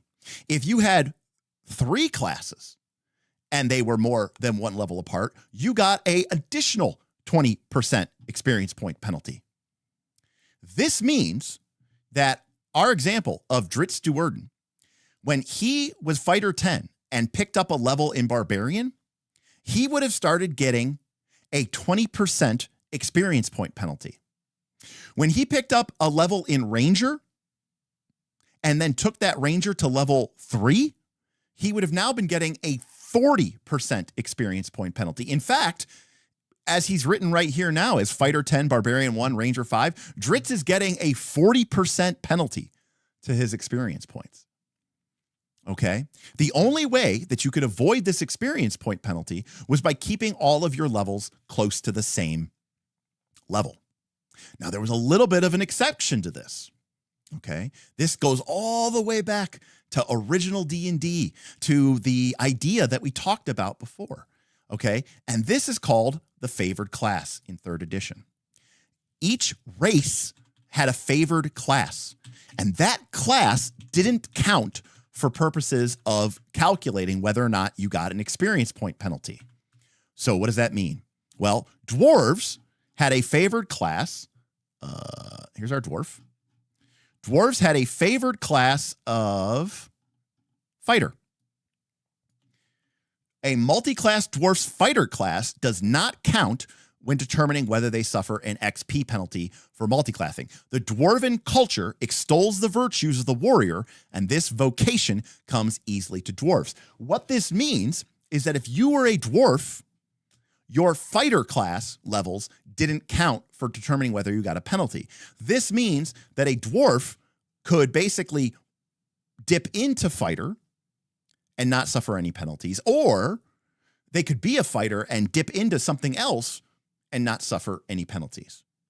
Now, remember, we said dwarves were kind of the fightery fighters. Well, guess what elves' favored class was? You get it right, wizard.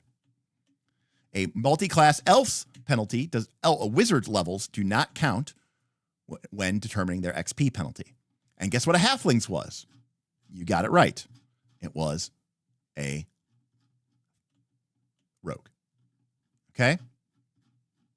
Favorite class, rogue. So this was 3rd edition's way of basically saying, if you're going to multi-class like an asshole, you're going to take a lot of experience point penalties. The only exception to that is if you are a halfling, then you get your rogue levels for free. If you're a dwarf, you get your fighter levels for free. If you're an elf, you get your wizard levels for free. The problem is that in order to sort of highlight the virtues of humans being, versatile characters capable of handling anything that comes their way, humans had human versatility, and their racial ability, if you want to call it that, was that humans had favored class any.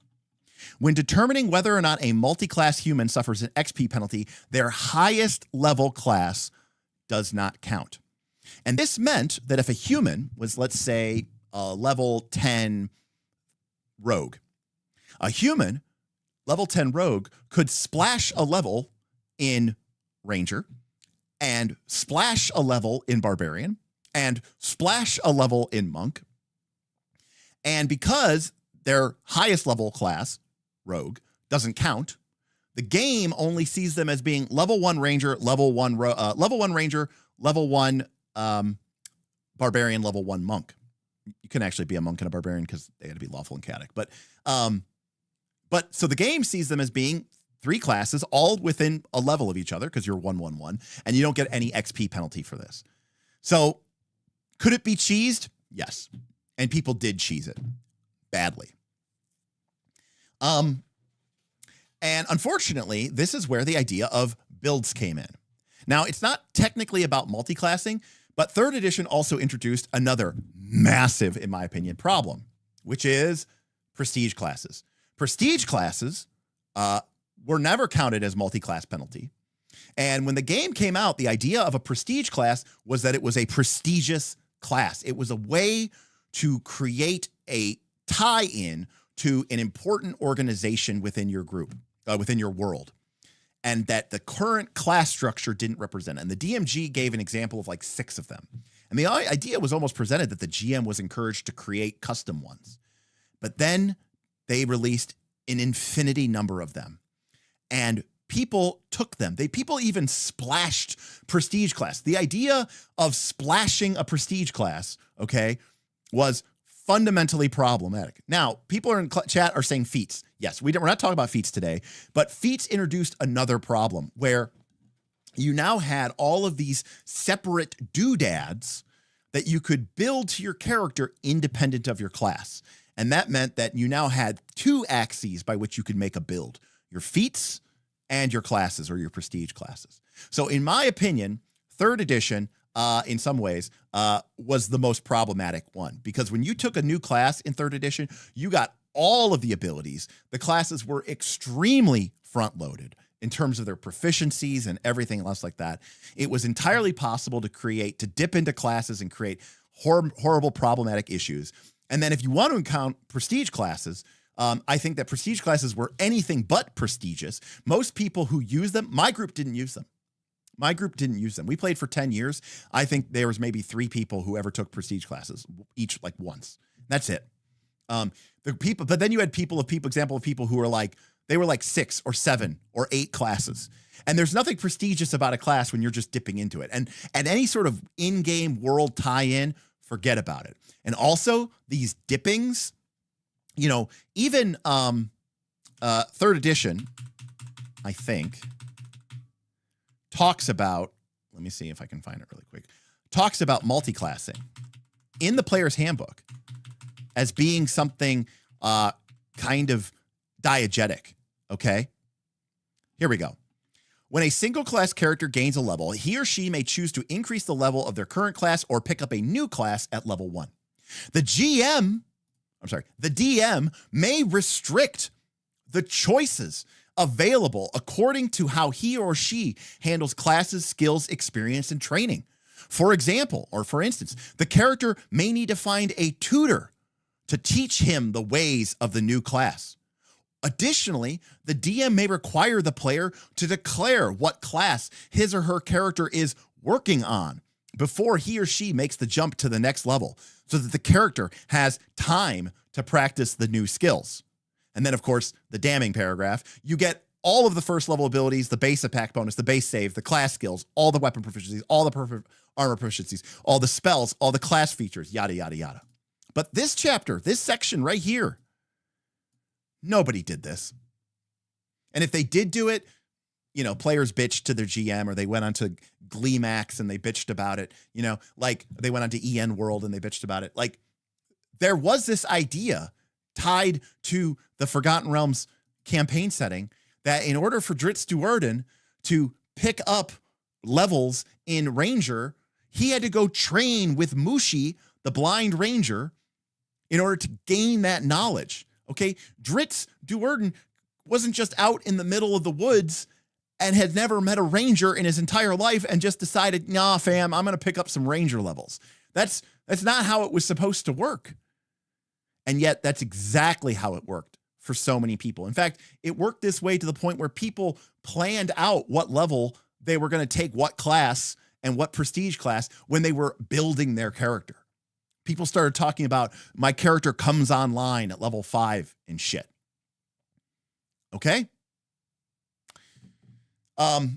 It destroyed the game. It turned the game into a deck builder. It turned the game into a min-max power gamer car ops wet dream. It gave this carte blanche to players to try to beat the game at character creation. And even though this paragraph existed in the game, I promise you, like 99% of people, this might as well not have even existed. They just took whatever classes they wanted to in order to complete their build and get their spec online. And they min-maxed and they dipped here, they dipped there. And it was just like, you can see here, Bitterman says, I built a Kukri master with 2 standard classes, mapped it out all the way to level 15. So this idea of picking up your classes diegetically just didn't exist at all. It was nice in theory. The game hinted at it here in the player's handbook. It showed it to us here in the Forgotten Realms book, but it basically, in practice, it just never happened. It just never happened.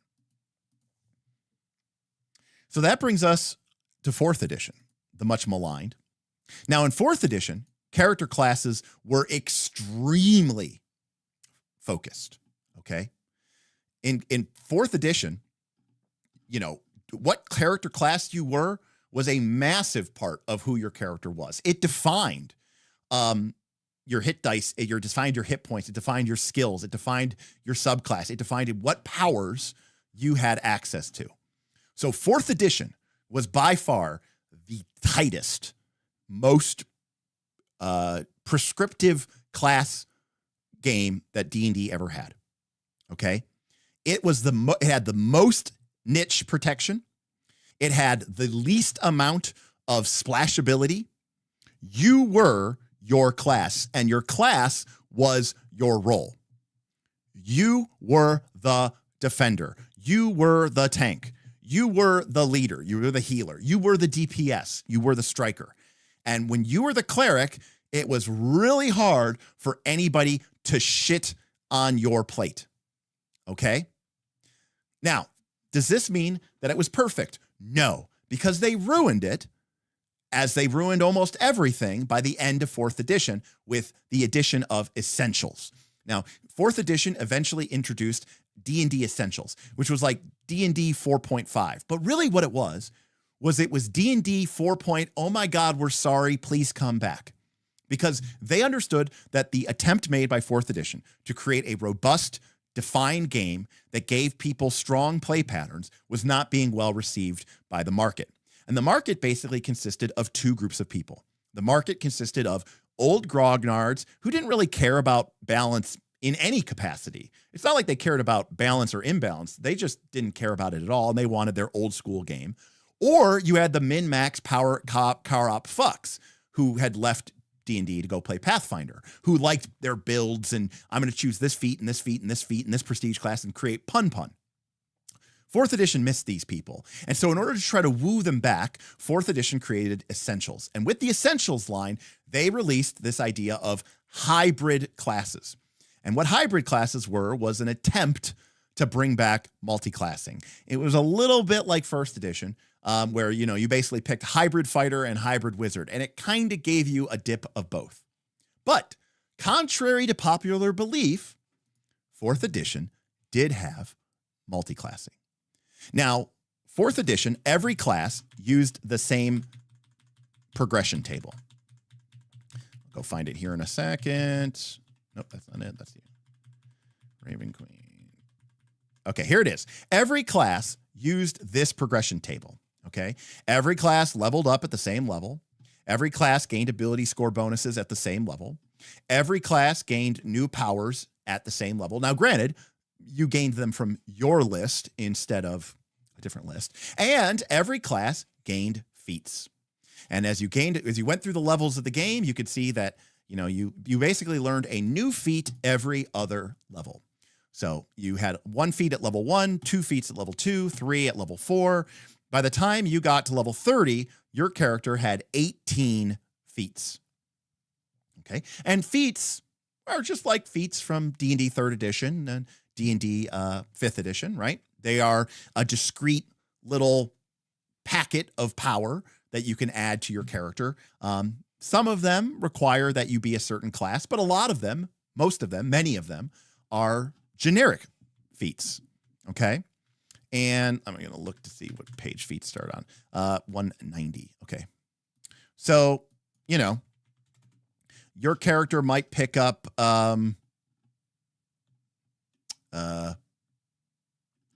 let's see, defensive mobility.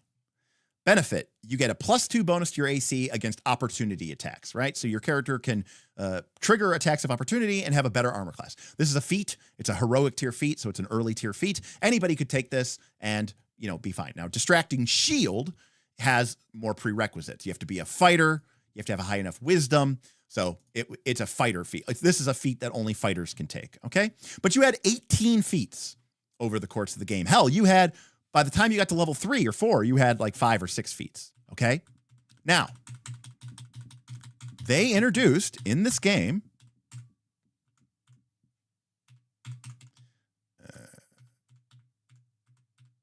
multi-class feats, okay?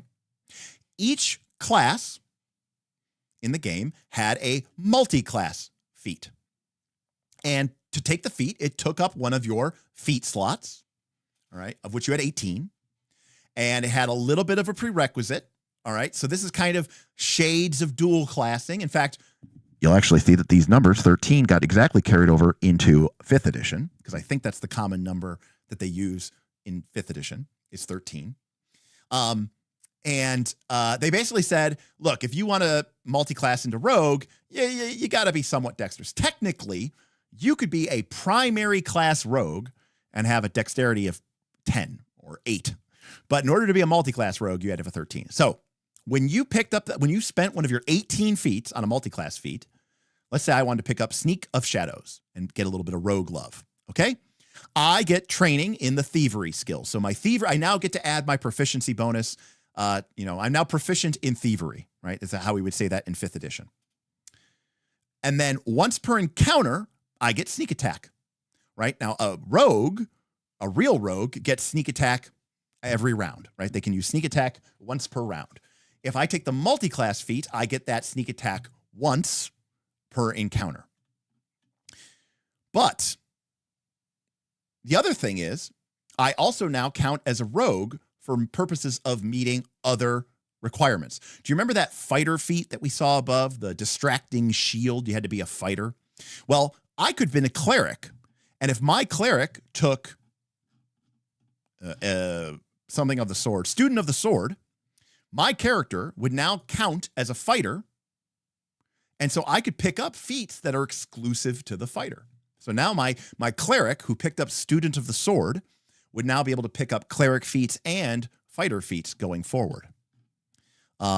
So in addition, okay,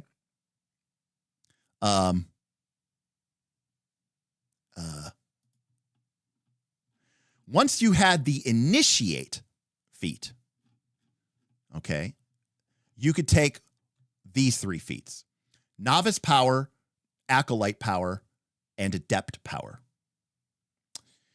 Basically, these were 3 feats that let you take and swap one of your class's powers for an encounter power, a utility power, and a daily power of the other class that you are multi-classing into. Okay? So, what does that mean? It means if my character was a fighter, I would only choose, right? I would only choose fighter powers. Okay. I would only choose fighter powers. I would be hacking and slashing and doing all the fighter stuff, right? But if my fighter picked up, initiate of wizardry and then picked the novice power, I would have the ability to swap one of my encounter powers, my fighter encounter powers, with one of the wizard's encounter powers. So, for example, my fighter might pick up color spray. So now my fighter has a close blast 5. I target each creature in the blast. I target their attack with radiant damage, and if they get hit, they're dazed, which basically means they can only take 1 action on their turn. Now, is my fighter a full wizard? No. Do I get access to a little bit of wizard magic? Yes. Did I have to spend a couple of feats to do it? Yes.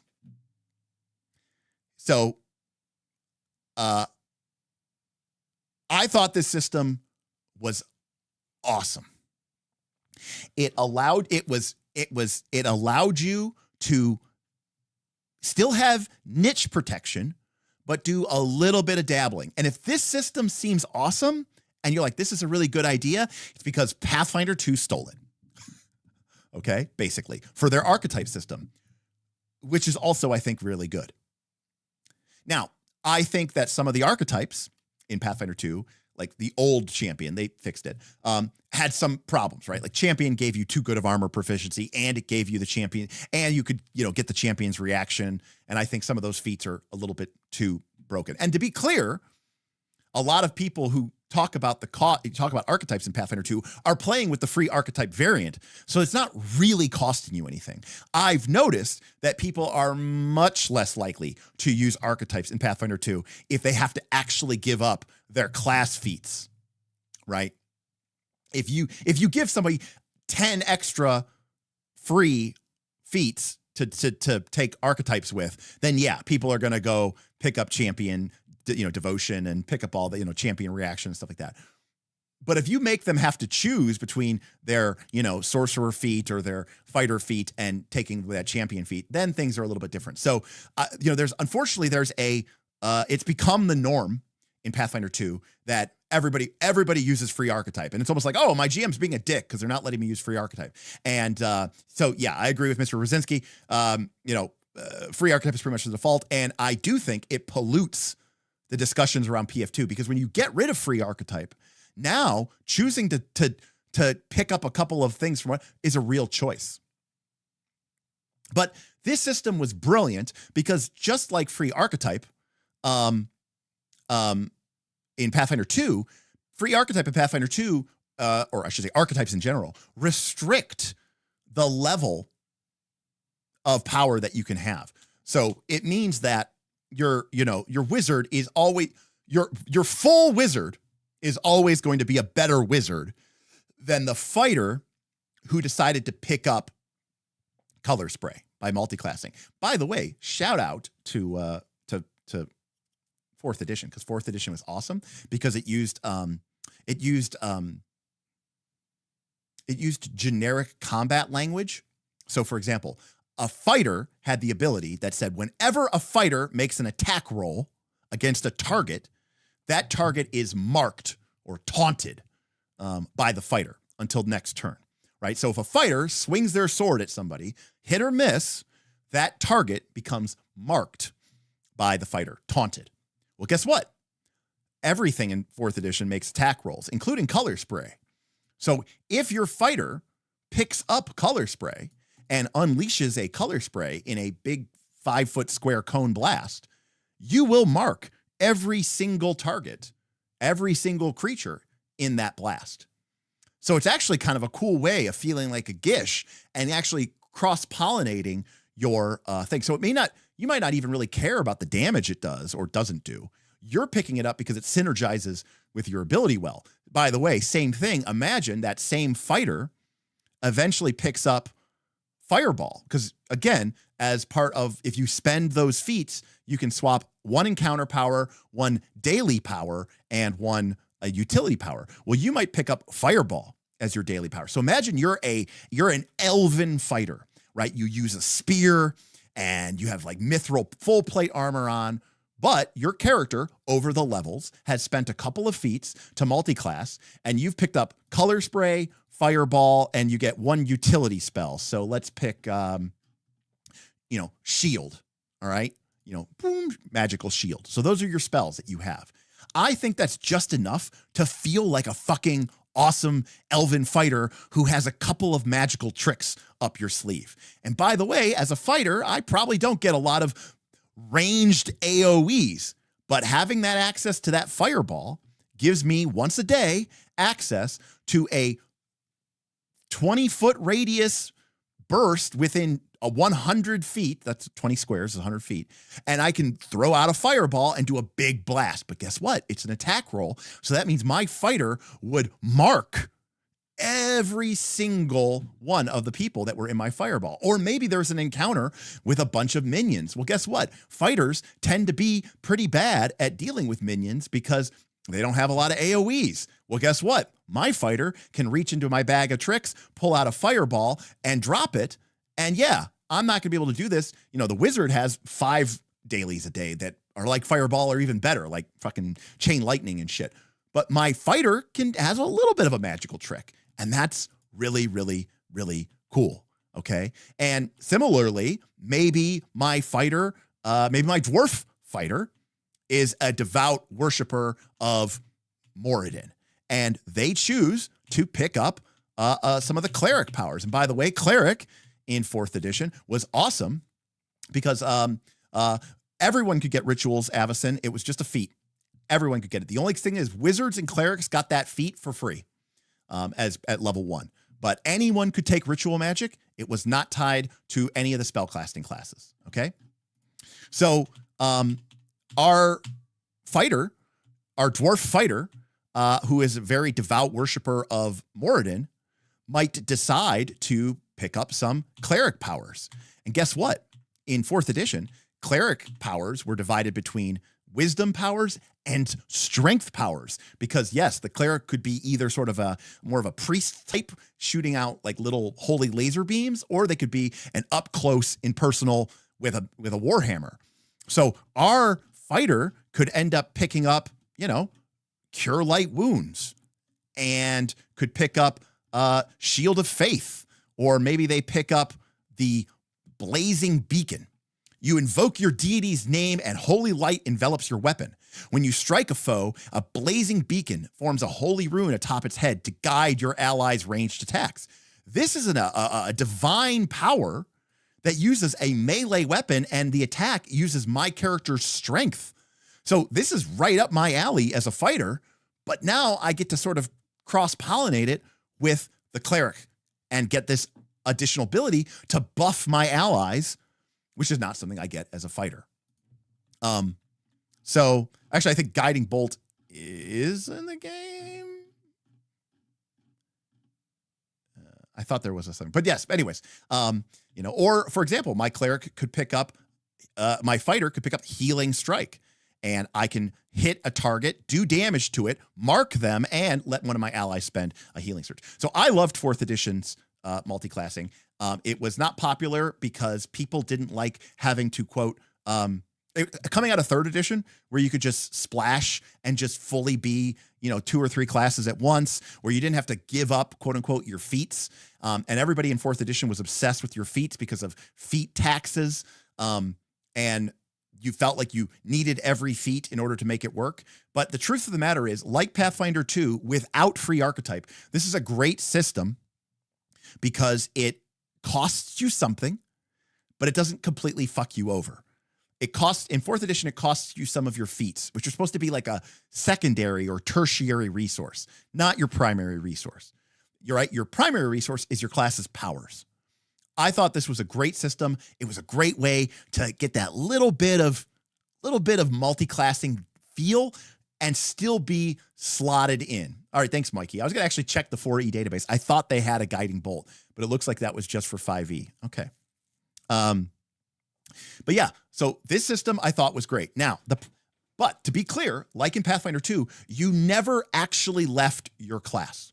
If you were a fighter, you were a fighter, level 1 to 30. The only difference is that the feats allowed you to maybe swap some of your powers. They let you maybe qualify for some other feats or some other Paragon paths that you didn't otherwise qualify for. But I'm telling you, if you didn't get super obsessed over min-maxing and using all of your feats, this was really, really awesome. Okay? Now, people didn't like this edition of the game. It didn't sell that well. And that brings us to 5th edition. And 5th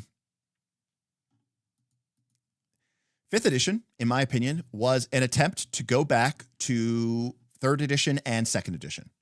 I think 5th edition was an attempt to want to appeal to the, the 30, 40-year-old gamer who grew up playing D&D in the 80s, 90s, and 2000s. And they wanted to make a game by sort of appealing to kind of people who played 2nd edition and 3rd edition. And so, in my opinion, D&D 5th edition is a huge step backwards.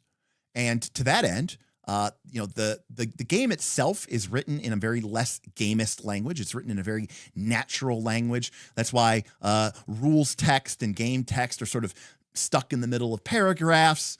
The rules of the effects of an ability are a little bit more muddled. There's not clear gamist language. Flavor text is merged seamlessly with game text. It was an attempt to sort of say, hey, look, don't you remember old school D&D where you didn't really care about balance and, we kind of just fuck it, we ball, YOLO, and, we'll go from there. So they brought back 3rd edition style multiclassing in 5th edition. And I don't need to tell you all this because you guys are all much better than me. Now, there's a little bit of a mix here because, like 4th edition, like even kind of 2nd edition and 1st edition AD&D with dual classing, at least in 5th edition, you have to have a certain amount of ability score. to multi-class, okay? Third edition didn't even have this. Obviously, these values are taken basically straight from fourth edition. And again, the idea here is they explain it. Without the full training that a beginning character receives, you must be a quick study and get, to be able to gain your balance. So, cool. They made it a little bit harder than third edition. Good job, fifth edition. Secondly, you don't get all the proficiencies of your class, okay? You gain most of them, but, a fighter doesn't get heavy armor, okay? So at least there's that, okay? Unfortunately, like third edition, whenever you gain new levels in a class, you get all of its class features for its level. Now, there's a couple of exceptions for unarmed defense and extra attack. But basically, when you splash, you get everything. But it's even somehow worse than third edition because unlike third edition, where technically there was this 20% or even 40% experience point penalty if you callously splashed, none of this is a thing in fifth edition. And so there is basically no restriction on your ability. That being said, I think third edition is the worst offender. The reason being is that if you were an elf or if you were a half elf or a human, which a lot of people were, you could really easily play around that experience point penalty and never get it. Secondly, the main problem with multiclassing in third edition was prestige classes. Luckily, fifth edition got rid of prestige classes. So huzzah to fifth edition. I also like that the way that fifth edition handles multiclassing spell slots because it uses a sort of combined table. It does the same thing with proficiency.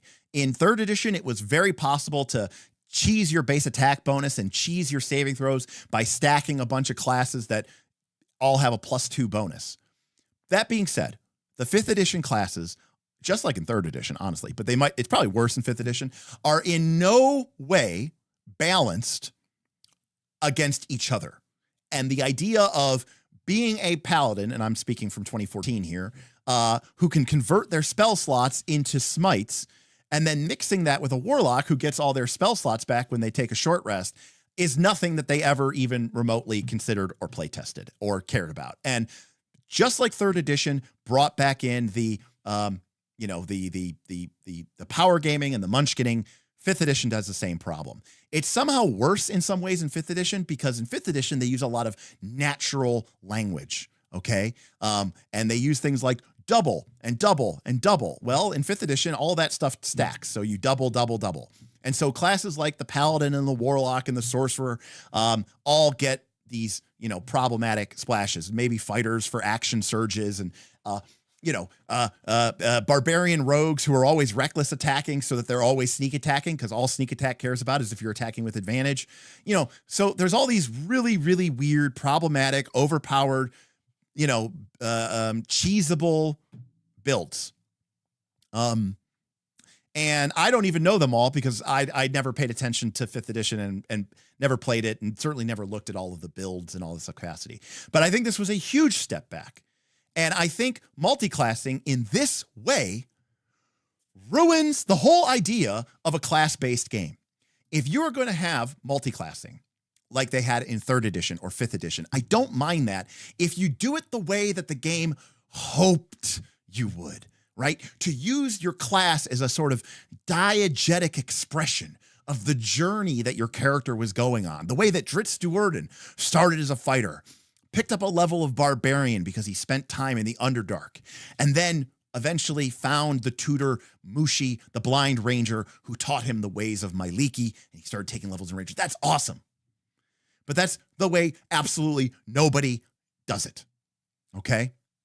Kalana is right. Feats and multiclassing, at least in 2014, were technically optional. I think, so for me, the best D&D for multiclassing was fourth edition. If you're going to do classes, then you have to respect the niche protection, the vocation protection, the role protection. The whole point of doing classes is for that. If you're not going to do that, if you're going to have multiclassing like you'd have in 3rd edition and 5th edition, and you're going to completely ignore the diegetic fictional tie-in, then why even have classes? They should get rid of them. In fact, it creates more problems than it's worth. In fact, if you're going to do 5th edition style or 3rd edition style, then you should do it like Fabula Ultima, where the game is, you can't be single class. Nothing like proficiencies or any of that other stuff is really tied to your class in that way. This would be far better in fact, Fabula Ultima is far better in every capacity for its multi-classing. And you could still get fun builds, but the game is built around it. The biggest mistake of multi-classing in 3rd edition and 5th edition is that the game is built naively, assuming that people are going to be single-classed, okay? And the game has to be designed such that your character is totally functional and gets all of the requirements they need to function as that class, I would say by level 1, maybe by level 2, okay? And then once you're at that level, you have all the functions and features. So then when you dip into that class and you pick up a level or two and you're not punished or penalized for it at all, the whole game breaks. And what are they going to do? Nerf that ability? Well, no, because now the single class doesn't work. So if you're going to allow multiclassing and you're going to have single class characters and you're going to be able to do this mix and match 5e 3rd edition style, I think it will always lead to breaking. It will always lead to problems. And furthermore, there's a really cool opportunity there for storytelling, but that's just not the way that history has shown that people engage with or interact with this system. They use it to make car op min-max builds. They use it to, before they've even played the game, they know what they're going to be at level 6. They know what they're going to be at level 10. They know what they're going to be at level 15. They've ripped the heart out of the game. In fact, if I have a number one complaint about most RPG systems, it's builds. And people know I rant about builds. I hate that you are just closing yourself off to the possibility that maybe your character starts as a fighter and you end up as a wizard and you never intended to go that way. I think that kind of expressive storytelling through mechanics is awesome and fun and cool. And I think the 3rd edition and 5th edition style could have supported that, but it doesn't because people ruin everything. So my favorite multiclassing from D&D, 4th edition. Because it protected the niche. It allowed you to be that class. It didn't break anything else. Yes, like everything in 4th edition, there was, I'm sure you could mix X with Y and Z and create some really powerful combos, especially if you took a feat or something from Dragon Magazine, which were never balanced even remotely possible. My second favorite multiclassing is 1st edition and 2nd edition. I thought that those functioned more like the original prestige classes because you were that class combination from the very beginning of the game. And so in a way, fighter thief or fighter cleric wasn't really so much fighter plus, it's like, oh, I'm splashing cleric. No, your character wasn't a fighter and you weren't a cleric. You were the fighter cleric. And that was almost in its own way, its own unique thing, tied uniquely to your race and your racial heritage, and gave you this sort of unique play experience. 3rd edition and 5th edition were the worst. Yeah.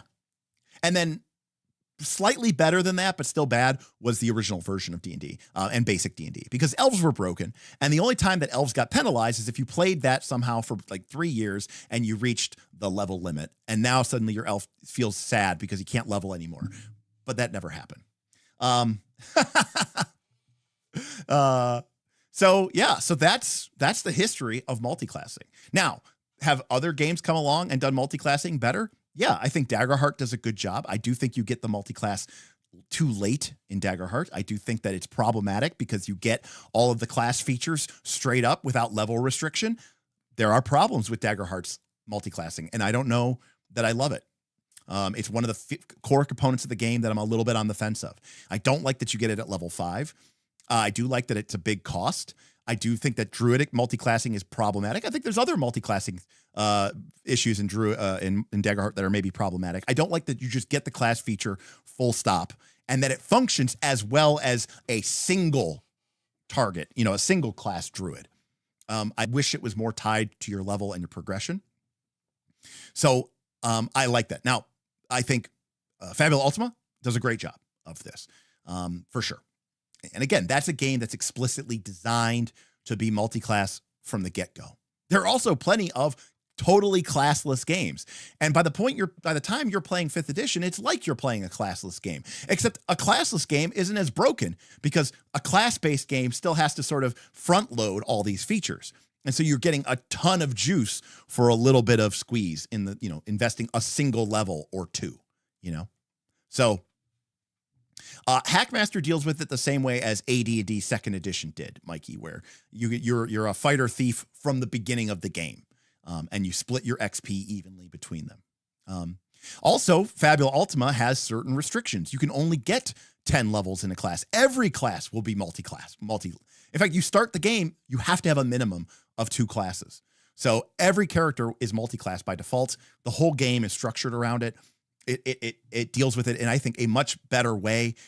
Yes, you can still create a build in 5th edition or in Fabula Ultima, but I think the game is much more open to this sort of natural, organic, exploratory progression as you go through the game. So I really, really like that. Daggerheart is fine. But I still think that it's not great. It's certainly better than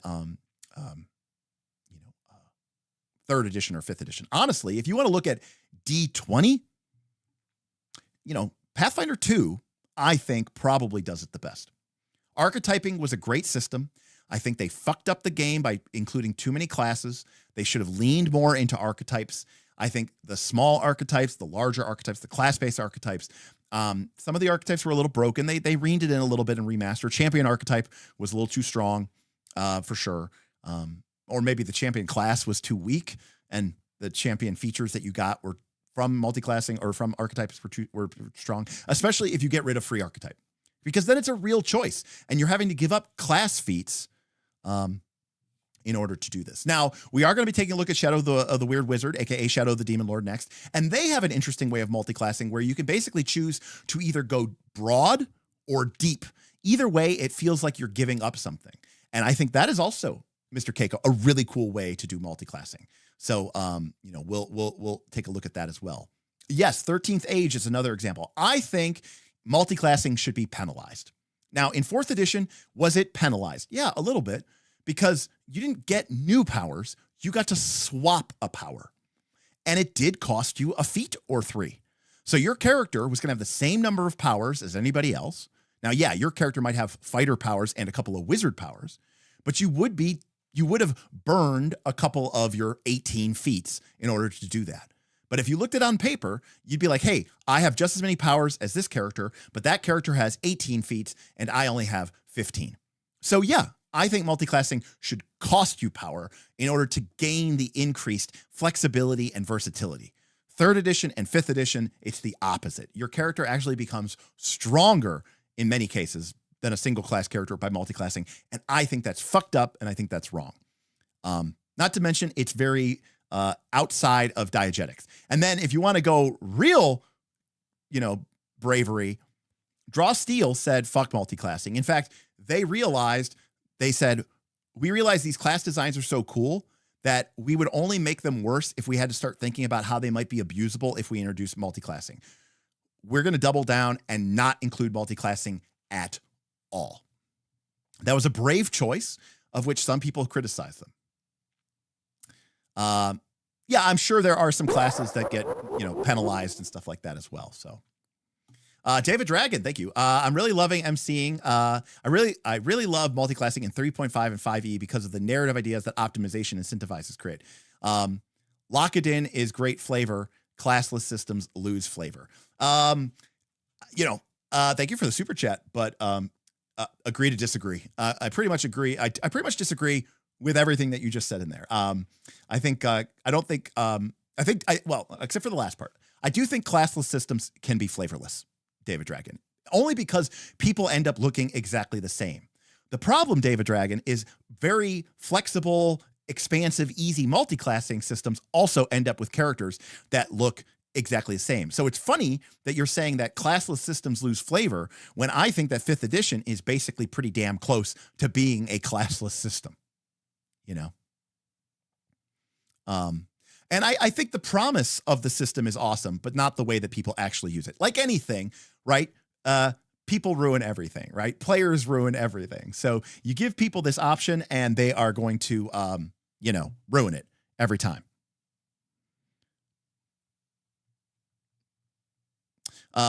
So yeah, that is the history of multiclassing, in how in some ways 5th edition kind of went back in time to 3rd edition, maybe with a little touch of AD&D. They tried to make it better, but it has all the same problems that 3rd edition has. The only difference is they never ruined 5th edition with prestige classes, thank God, I guess. So there's that, I guess. But honestly, 4th edition is the best, and Pathfinder 2 is pretty close in spiritual successor to 4th edition. So, I really respect it. But in terms, if you still want a class-based system, but you want to have really fun multiclassing, that's where I think Fabula Ultimate comes in. And for people who have a problem with that, the real reason they have a problem with it is they like breaking the game, right? They like Ivory Tower character design, where they can mix X with Y and Z and create something that is, quite frankly, broken. And we had a very long discussion on our Patreon Discord today about that. For a lot of people, the fun of playing the game is basically breaking the game and winning it and being like, I beat Dungeons and Dragons and it was advanced. And so when you take that away from people, their motivation to play the game, it diminishes. But I do think it's even cheaper and easier today, because back in the day, you had nothing, but then you had the internet, and nowadays you have YouTube videos that basically, here's this sick build. And when people approach D&D like that, that's just not my cup of tea. And I'm not even like the hyper, character focused, like role player type. I just like for the game to evolve naturally. It's one of the reasons I don't like character retraining. I had a wizard who started off, it was going to be, they were just a generic wizard. It's 3rd edition. They were going to be an enchanter, and they picked up spell focus enchanting. They ended up casting fireballs pretty much exclusively. $10. These history classes are my favorite videos. I really hope to see many more of these in the future. Smile. Oh, thank you so much, Logan. Appreciate the hell out of you. Thank you so much. Logan, we're trying to get set up for next year's conventions, and we're hoping to have our own private room at Origins. So just keep that in mind. But thank you, Logan. I appreciate it. Yeah, these classes, these history videos are a lot of fun for me, because it makes me feel that all those years of reading all of these books was worth it somehow. Excellent, Logan. That's going to be awesome. Hopefully we get this together. It's going to be a really cool experience. I'm really looking forward to it. Fantastic. I'm dragging him along. Wonderful. Perfect, Kalana. That's actually awesome. But yeah, so the long story short is I am not that fond of multiclassing. It was never very popular amongst my group or my players. Most of my players were very good. They didn't abuse the system in 5th edition or in 3rd edition. Most of the characters that were multiclassed was done in a very flavorful and cool way. Like Smith had a dwarf fighter cleric. He was, a champion of Moradin. He was like a level 6 fighter, level 14 cleric, enough to get his BAB high enough that he got 30 attacks early, and enough cleric levels that he got access to like heal. Maybe he was like a 7-13 or something like that. And it was a really cool character. A lot of fun. Very, very, very flavorful. Very cool. Thank you, Thaddeus. $25 tip. Thaddeus tipped $25. The history streams are my favorite. I'm excited to see if NightCon within Origins next year will manifest. Yeah, Thaddeus, I'm in touch with the people who run Origins. They are working on their official sponsorship book to send out to people like me. Obviously, my situation is a little weird. They're like, wait, so you want to rent a room, but you're not a game company? I go, no. And they're like, so you're not selling anything? And I go, no. So like, you're not demoing games? I go, no. And they're like, it's thousands of dollars, right? And I'm like, yes. I just want to have a private room for my people at the con. That's what I want. A place where we can set up tables, food, maybe some sort of a mega game or some sort of, stage, and basically just have a VIP lounge just for knights. That's yes.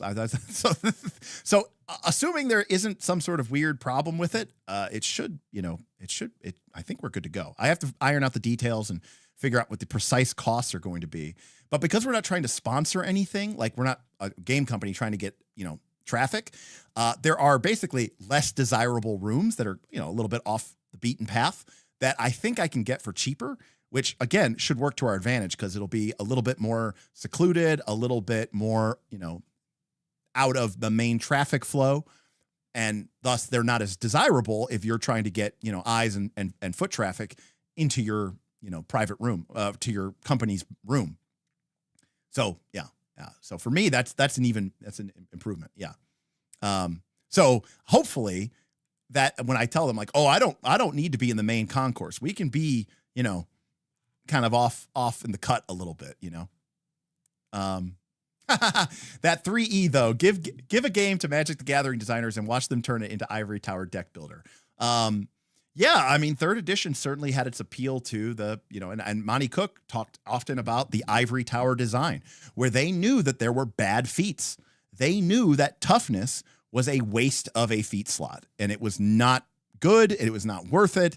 It was bad, and they put that feat in the game to basically give it so that people who learn the game could have the enjoyment of not choosing that feat because they had learned, through the school of hard knocks that it wasn't a good feat, and that there was enjoyment to be made or enjoyment to be had in learning the game and figuring out what are the trap options and what are the good options, and that a better player at 3rd edition would be able to make a stronger character than someone who is new to the game, who is picking these bad options. That is certainly a take. I don't know that it's the take that we should have anymore. There's certainly a certain amount of fun to say about, getting good at the game, but yeah. Can I multi-class your VIP room? Well, we will be multi-classing it, Derek, because it's going to be like, we're going to have like 10 levels in open play. And then we're going to have like 3 levels in buffet. And then we're going to have like 2 levels in live stream stage. So that should be what we have going on there. So, hey, I want to say thank you everybody for coming out to these history class. These are always kind of a less popular stream in the sense that like, if we talk about Daggerheart, we might get like 175 people in here. So it's cool to see 90 plus people here to watch and all that other stuff, and really appreciate that. And again, I know that these aren't as super popular, but this is what, is cool about Knights of Last Call, and trying to, do these kind of videos that I don't think a lot of other people could do because, well, quite frankly, they're not very popular, but the people who do enjoy them.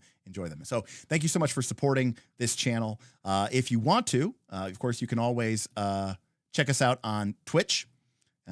We also have a new channel, Knights of Last Call Game Night, where we're going to be posting live streams and VODs of me and Bob and some of the other knights playing video games. We already have one video up there for my first playthrough of Final Fantasy 1, or first session of Final Fantasy 1. But you can also head over to twitch.tv, follow us over there. That's where we stream our games. And you can also subscribe to us for free over there if you have Amazon Prime. What I'd love for you to do is to join our Patreon, patreon.com/Knights of Last Call. If this kind of thing, talking about the history, the interaction of all these game mechanics, not just talking about D&D 5th edition, but talking about a variety of games and the way they interact, playing those games and learning about those games and being involved in real deep philosophical conversations about gaming, then you need to join our Patreon. You need to get into our Discord, which is private, only available to our Patreon members. I'd love for you to support this channel. Even if you're a lurker, $5, $10 a month helps me continue to make this content and not just chase, the 5e slop that a lot of other people, have to put out there, or the drama-filled, clickbait. And as you know from this channel, I don't do 5e slop. I don't do the clickbait. And of course, that's one of the reasons why we're so small and why my views are so low. But we have an incredible audience of people that really support this channel. And even though I'm a small channel, I like to think that I give away more prizes to my Patreons and to my viewers. You know, I'm getting ready to send out like 8 books from Fabula Ultima to people like Den who want a copy of Natural Fantasy. Is going to be getting that sent out tomorrow. So yeah. MCRP, we do have a $3 level. There's a limit to it, so sometimes it is limited, but we do have a Squire level. It's sort of supposed to be like a entry level, try before you buy level, which is why it's limited. Some people joined it and never left it, so that's why it's capped out. But we do sometimes have a $3 level available, but we do have a $5 level. But so anyways, and again, I'm unemployed. I was laid off. I get it. Not everybody has money. That's why I said, you know, hey, subscribe, watch. If you have Amazon Prime, go to twitch.tv/Knights of Last Call once a month. Give us your Prime sub. That's a couple extra bucks to help support the channel so that we can, you know, take care of this. Can I join the Discord if I join the Patreon? That's the only way you can join the Discord, TAS agent. Our Discord is exclusive to our Patreon. And Den said, Encyclopedia Theotanica. Yeah, Vin and I, you know, there's some people who we get really deep into it. So, and that's right, Pathfinder. If you joined at our champion level, $10 level, that's how you get access to all of our mega games. So really appreciate that. Thank you for 6 months, Pathfinder PhD. Really, really appreciate you. Yeah, Logan said, I started at $3 and I quickly went to 10. That's why we love to hear it. So thank you, everybody. I really appreciate you. Shout out to Thaddeus, Logan, David Dragon, Sorrel, Avison, Apex, Forsyth, Dr. Waits, and Duncan DT for the tips. You guys are fantastic. Thank you, everybody who resubscribed. Again, if remember, just every month you have an option to use your Amazon Prime sub. So we'd love to have you sign up there. I'll probably be back this weekend. I think I'm going to play a little bit more Final Fantasy 1. So follow us on Twitch, or join the Discord from our Patreon, or go over to Knights of Last Call Game Night. It's youtube.com/KLC Game Night, I think is what it is. But that is our new channel where we're going to be streaming Final Fantasy and probably other video games and other things like that too. So, but thank you so much, everybody. Weird Wizard, Sunday or Tuesday. Cinnabos, stay frosty. There's a chance it'll be Sunday. If it's not Sunday, Cinnabos, we will be doing a weird Shadows of the Weird Wizard first look is going to be our next stream. It's either going to be Sunday or Tuesday. Sunday happens if, you know, I have a easy light weekend and I don't get burned out and you know, stuff like that. Otherwise, it'll be Tuesday. All right. So thanks so much, everybody. And I will catch you next time on Knights of Last Call. Peace out.